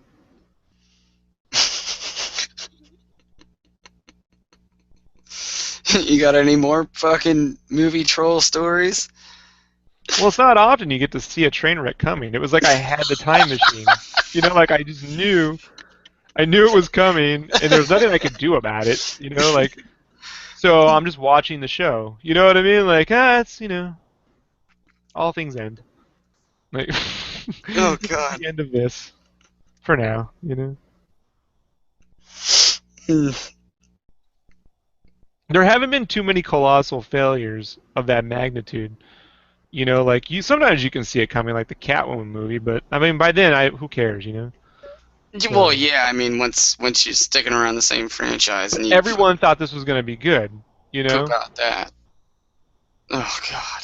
and the Phantom Menace wasn't that bad. You know what I mean? Like, so it was No, no, annoying. no, no, no, no, no. If you're sitting on the shit scale, and Yeah, it was you're putting annoying. Batman and Robin versus Phantom Menace. The only thing I wish I could have seen in the theater, because I knew it was gonna suck, just because I just knew it would, but I didn't go see it, and I doubt anyone did. But it would have been fun to see someone who really liked the Mask movie go see Son of Mask and be let down. Like that would have been fun. Oh Yeah. yeah, I I don't never. know how to make that happen, but that would have been, I like the Son of Mask. I like the Mask. Then they get Wasn't stuck with that. That's Jamie Kennedy. Fuck the Jamie Kennedy part. Just the fucking movie's horrible, dude. Like, Oh yeah, no, it's bad. It's really bad. That was on TV like a month ago. But I don't have any other stories like that. I mean, like that's a once in a lifetime. Like all the planets aligned, and me and Howard the Duck are now able to fly across the cosmos because this one fucking event. you I know. get it. Well, see, I've known you so like long enough now, or I can just see you at the end, just Oh, standing and up, however like. you think I am now, I was 1,000 times worse when I was like 18, dude. Like I will be honest. Like I chilled out once I started making things, like real stuff. You know what I mean? Because I was like, man, this shit's hard. Yeah. And you're lucky if anything, gets done. But I still stand by the fact that look, that movie's fucked up, and it's so fucked up that Joel Schumacher, apologizes for it. Have you listened to audio commentaries? They did No. these DVD re-releases back in like 10 years ago, and you can get them now. They're on the Blu-ray and shit. But on his commentary for Batman and Robin, he just apologizes the whole time and talks about other movies he's made and Lost Boys and 8 millimeter and I mean, falling down. And I just want to say, if you were a Holy fan of Batman shit, Forever, bro. I'm sorry. That this is what you got. I made a mistake and just played too much ball, and I accept full Oh responsibility. yeah, I have seen. I haven't seen him. I saw him offhand in something. I was watching. I think it's Dude, when I was watching all the he's stuff. made two of my favorite films. I mean, I love Lost Boys and I love Falling Down. You know, so I can't. Yeah, I agree, dude. He did Phantom of the Opera. No, fuck that. I don't care. So um, you can. I hate Andrew Lloyd Webber. So I How don't. do you I don't. hate Andrew Lloyd Webber? I don't like the theater. Like I just don't. And I really don't like adding synthesizers to Phantom of the Opera. Well, there goes me So ever taking you to a Broadway show. you know what? For a multitude of reasons, beyond how incredibly what's the word I'm thinking of? Uh, there's nothing I can say. How incredibly awesome it would be. Beyond how incredibly awesome that would be. As passively aggressive as I could state that. What the fuck? He did Phone Booth? Yeah, that's actually a fun movie. Yeah, but Not a it's still great movie, but it's fun. just a movie. There's nothing. I don't know. Oh, dude, he did Flatliners. Yeah, yeah, yeah. So he's got some wins and he's got some colossal losses. I mean that's how most people earn their career. But that fucking there's no reason he could have made more Batman Forever, and there you go.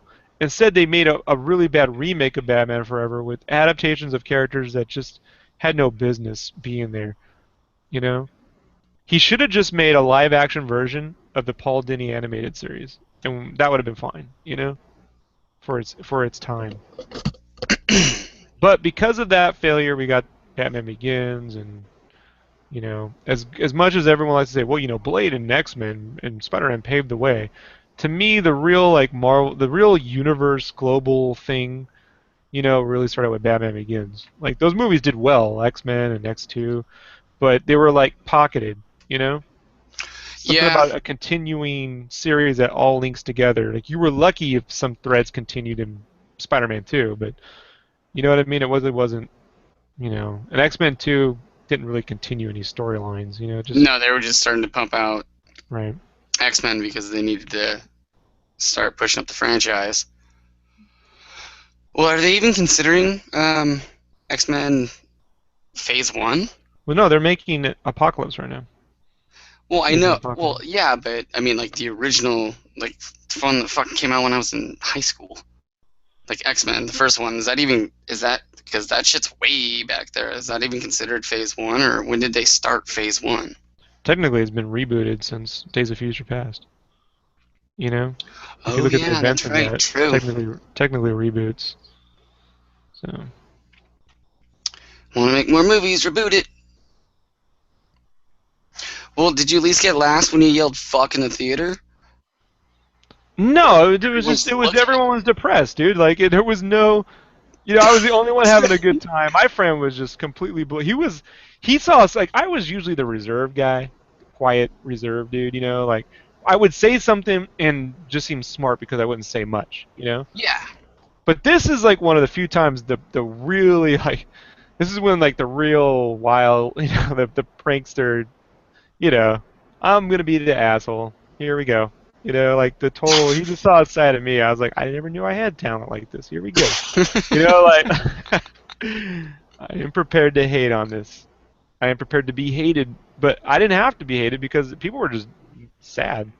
Like that was the thing I took away from it. People are really gonna be let down by this. That's awesome. They deserve it. These fucking dudes. I hope everyone loses their job.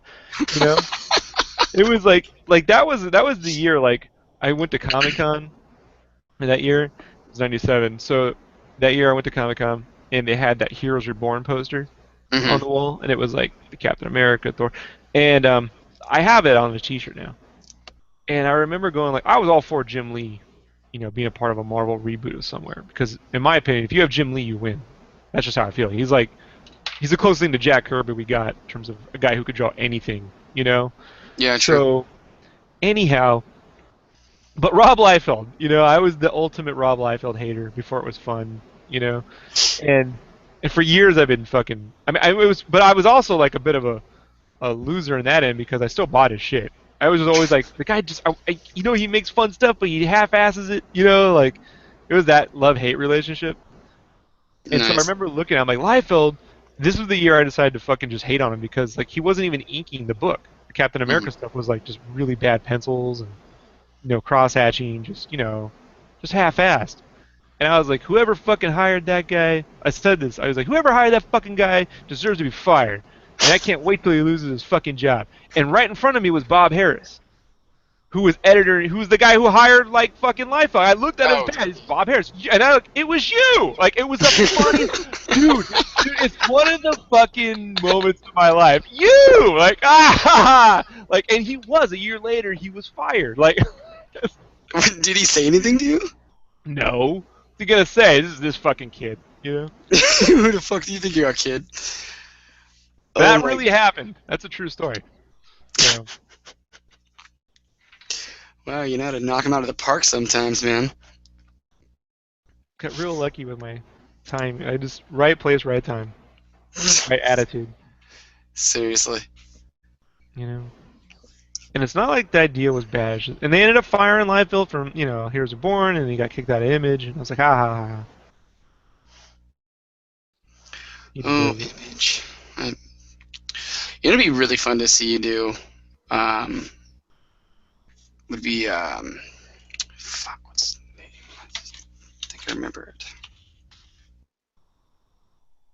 Yeah, Grifter. Yeah, I think though with that I would just do a team up, you know, like Do a little Youngblood a Wildcats piece. or Wildcats. What a fucking Yeah.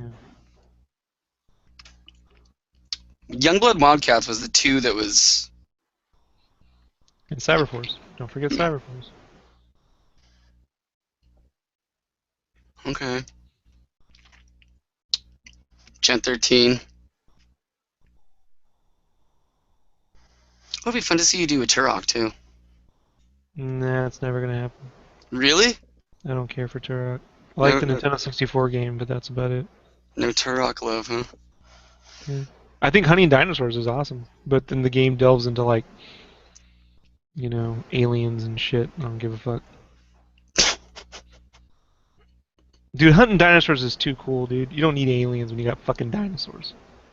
You need more jungle hiding spots, less ammo.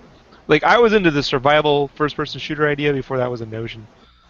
Just by playing Turok, I was like, I just want a fucking knife, and I want to have to make my own arrows. I want to be like fucking Rambo, when they're like he's fucking making his own traps, like in the Predator, and it's fucking T-Rex is coming and shit. You're like They made it, and now they made a game exactly like that. Arma, right? I just saw some video where some guy was shooting a bunch of raptors. Or is that something else like you're talking about? They. Oh, I can't, there's so many fucking survival games now. I Yeah, can't so even. look, yeah, but I'm just saying at the time, like now I don't know. Now I would only play it if I could do it in VR, you know, because that shit would fuck with my head Yeah, that'd be dope. Put it on the Rift. or whatever else. I don't know, man. I might end up getting that HTC vibe. You know, Oculus has got some competition. I like it. Hell yeah. Competition breeds innovation. Yeah, you need it.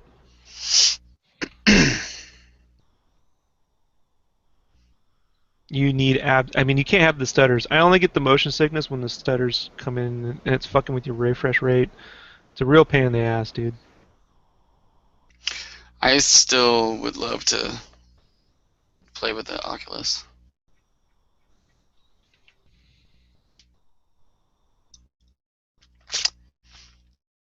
That's looking good. Oh, thanks.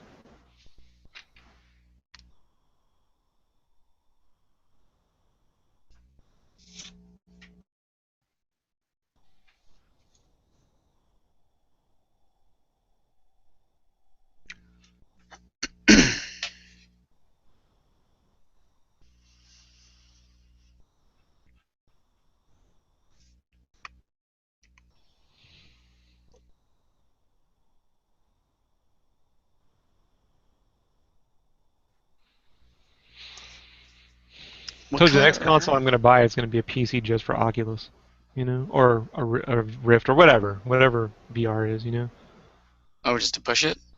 Well, Valve, dude. I mean, if I can get a Steam machine that goes straight to fucking Steam, and they can support 90 hertz per second, you know what I mean? Guaranteed, 1080p frame rate.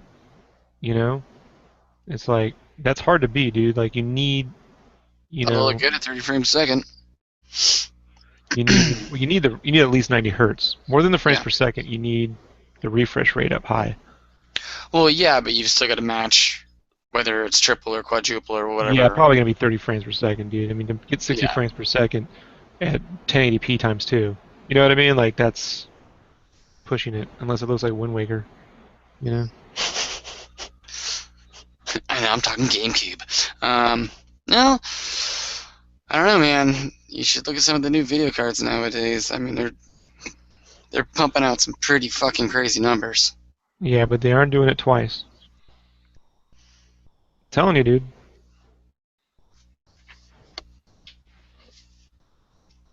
But I expect to probably spend about 2 grand on that setup, no matter what it is. Mm. Well, you could always. I don't know if the Oculus is even set up for that. Going SLI. No, no, it's all HDMI, USB based at this point. No, I'm talking about SLI 2 video cards. Yeah, that I don't like two video cards. It doesn't work. Well, You I gotta don't use either a because good they get system, super fucking and hot. yeah, I You're don't. gonna overheat one of them because it's sitting above the other one. So no matter what you do, you're gonna screw one up. Yeah, it doesn't work. It's like theoretical shit. And the software has to really be written to take advantage of it anyway, so. Yeah, and if it's not, then you're host. That's why I don't think Oculus is set up for that.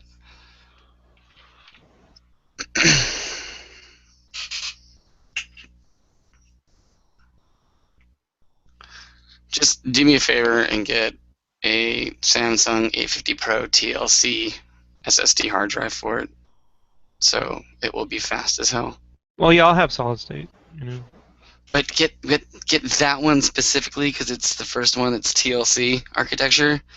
Well, by the time I get around to buying this, dude, other shit will probably be out, dude. So, I'm not getting it tomorrow, you know? Like, I mean, the Vive comes out this Christmas, so we'll see if it's that or if I'm gonna wait for Gen 2, you know? For me, it's where the software is gonna go. The hardware needs to meet a certain requirement, and then I need to see who's supporting what with the Hmm. software, you know? Because right now I mean, it's all demos, which is fine. But I'm telling you, dude, like I get a little squeezy in my stomach just thinking about the stutters sometime. Is it Like, that bad? well, it can be for no apparent reason. They can just come in and out and then fuck with you. And you're like spend most of your time just trying to like optimize this shit to work, and there's no rhyme or reason to it. You know? And you got to take it out of an extended mode and then into extended mode. And then when you're looking at the Windows desktop through a Rift, you see it super zoomed in. You can't see shit, so you're kind of squinting with one eye, and that fucks with me. So it's really volatile right now in terms of that environment. You know, like it's not there right now. It really is an SDK like, you know what I mean? Like hobbyist environment. It's not like you just put some shit in and play it. You know, and then half the time you have to like modify the executable so it'll go directly into Direct 11. Hmm. You know, and then sometimes Unity shit doesn't work right, and so like this all has to stop. Like you know what I mean? And I blame the one thing I could say Oculus hasn't done a very good job is just solving this stuff. You know, right now none of this should be an issue, and they've been very like I think they're just kind of trying to focus on what getting something out, so they're not really dealing with it. You know, Is it but even Oculus anymore, or is it that's Facebook? Oculus, yeah. But I think they're just focused on trying to get a product put together and to spend time supporting the dev kits. You know, to fixing those things. But I mean, whatever, dude. You know, like it just makes me think. Okay, well, I mean, Valve doesn't do something unless they're that committed to it. You know, so it's not like they get into the hardware race often. You know, but you gotta have this stuff. I mean, for it to work, you have to have high refresh rates and stuff. So. Yeah.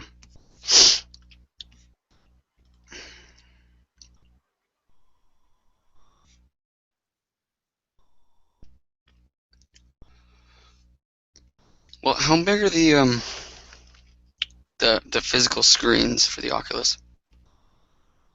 Right now, they're not 4K, so you still see pixels. You know, but I heard the Crescent Bay 2 or whatever is pretty close. It's like 2K. 2K there. They want 4K. At least the screens, you know? But dude, people are saying Valve shit is super clear. Like the only thing like it could be better as field of view is 110 degrees right now. Hmm. So, but I mean it's still slightly wider than what I have now. So, and you have a 15-foot range with Valve stuff in any direction in terms of tracking you. Oh, Which is nice. pretty awesome, dude, because you want to be able to get up and walk around a little bit or move around. So it can track you, and then when you get near a wall, it colors the screen blue, so you can know, when you're near shit.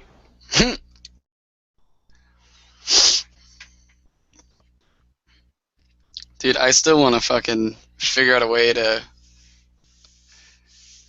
hook up a second gen Connect that you can put in your living room, and then I throw on an Oculus and I see your living room and fucking some avatar that you've made. Then we throw on our headsets and fucking shoot the shit. Oh, All something that be shit's dope. coming, one way or the other. So it's taking all these things and syncing them up is the hardest part, right? So Yeah. it's like taking Oh, a lot of different bits of tech and syncing them together.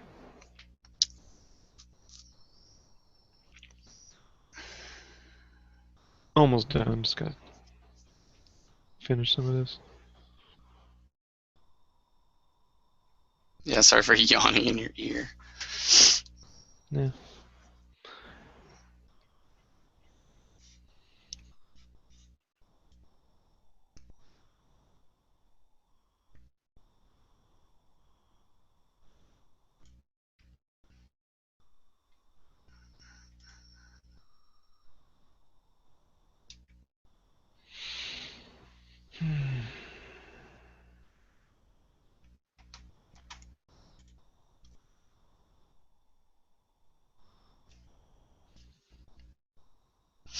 How long have you had your Oculus now? Since September. 6 months. It's not bad. Yeah, I play it like every other week or so for a Do little you have bit. the roller coaster? Yeah, it doesn't work. It gets nothing but stutters. Things like that don't work the greatest in VR, dude. What I think works really good is like being able to explore a room. Being able to explore things, being able to I have this little kart racing game that is like playing with micro machines. Like they're like little micro machine racers, you know, and you get to Hmm. you're the camera, and you can just kind of get down there and control them, and that's fun, you know. Nice. Um, but like riding fake roller coaster is not quite, you know. But exploring the ship like the Nostromo from Alien would be fucking awesome, you know, like ambient stuff. It's a different way of gaming, you know, that like if you were to do now, you go, oh, I'm bored. Like Dear Esther is a game that's would be boring to people on a PC. You put it in a Rift, and it's immediately fucking interesting. Like it's just amazing because you're there. You're like, whoa, like, I could go, what's So over it here? inherently adds immersion. Yeah, it adds immersion, dude. And the more immersion you have, the more things that wouldn't have been interesting before. You don't have to have like, okay, like Left 4 Dead would not be a good game for VR. Too many enemies. What you really need are like three good zombies that trap you somewhere. You know what I mean? And they're harder to fight. Oh Like yeah, there's they'll be. Mhm. no, a game Markiplier plays, a little horror game that he plays, and it scares the shit out of him because it's like it's not crazy things running at you. It's you're exploring, this darker dungeony area, Like you and did you then play PT? I didn't play it, but I watched a playthrough of it and Yeah, that would fucking work really well in VR. oh fuck you, dude! Oh Yeah, my god! that would work phenomenally. Like Oh my that would be like god! fucking that'd be like Friday the 13th, the fucking real life experience kind of shit. Dude, you'd shit your pants. Yeah, that would work. Like I'll tell you what game would freak you out in VR, and it's not even Gone Home. Gone home. That game has atmosphere. If you play that game, if you play Gone Home, just with some headphones on, you know, like rain going out in the background, just like soak up the atmosphere. That game will, kind of wig you out. But in VR, it would totally wig you out. To be in a creepy old mansion on a rainy night trying to figure out where all the what happened to all the people is perfect Oh, for is being in that the VR. one where you gotta like wait till midnight and you gotta go? I There's a think whole it was. thing. Yeah, I think I seen somebody play this. It wouldn't look terribly interesting watching someone play Gone Home. It's like watching someone play Journey. Like you got to really play Journey to kind of.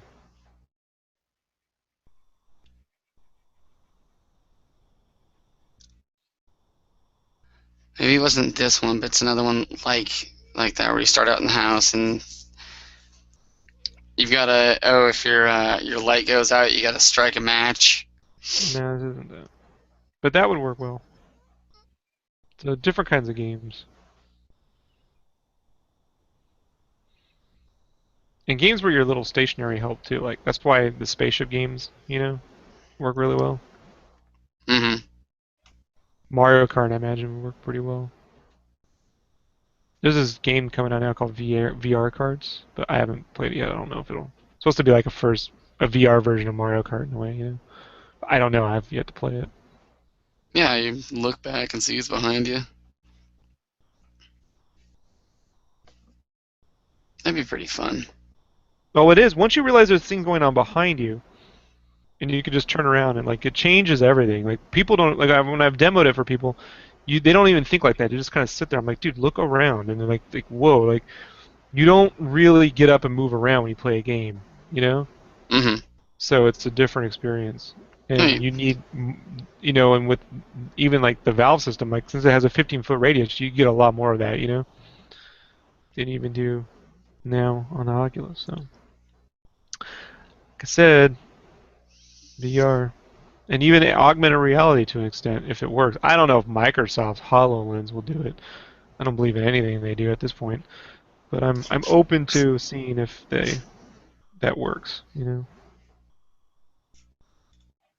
But I have a feeling like Connect, it'll be some half-ass measure that promises a bunch of things that never actually happen. Because they could have done face tracking with the Connect, dude. And that would have at least gotten me, into like, more I first person. I cannot comment on that. Yeah, it can do it. I cannot comment Cheap, on that. cheap fucking assholes.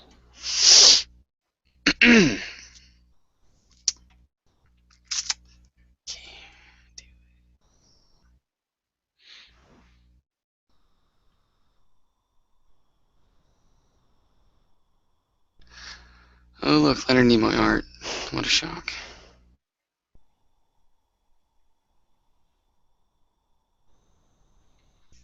Yeah, I think that'll do it.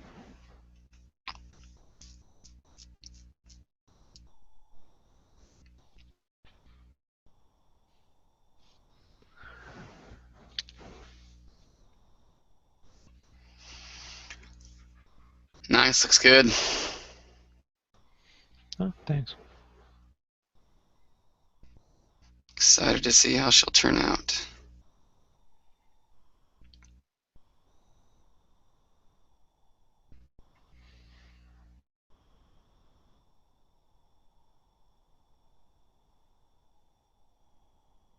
I like how you made her hair longer too.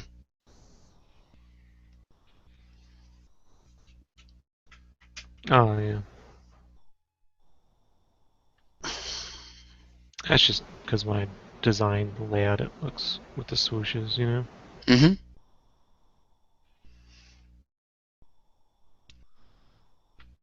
Yeah. Nice. So, color, Photoshop Well, I for the still have to do background, and Copics, yeah, that's but I'll color. do that next week for this. It's the last thing I'm gonna do. Probably spend an hour on it every night while I work on other shit because I don't got the headspace to. Nah, I'm just calling that down.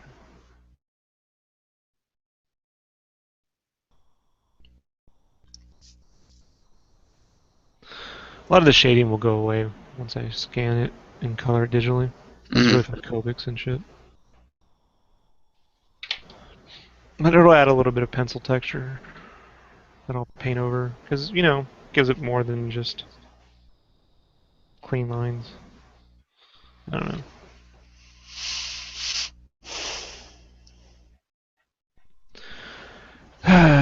Well, thanks for hanging out. Must have been really. Hope you weren't bored.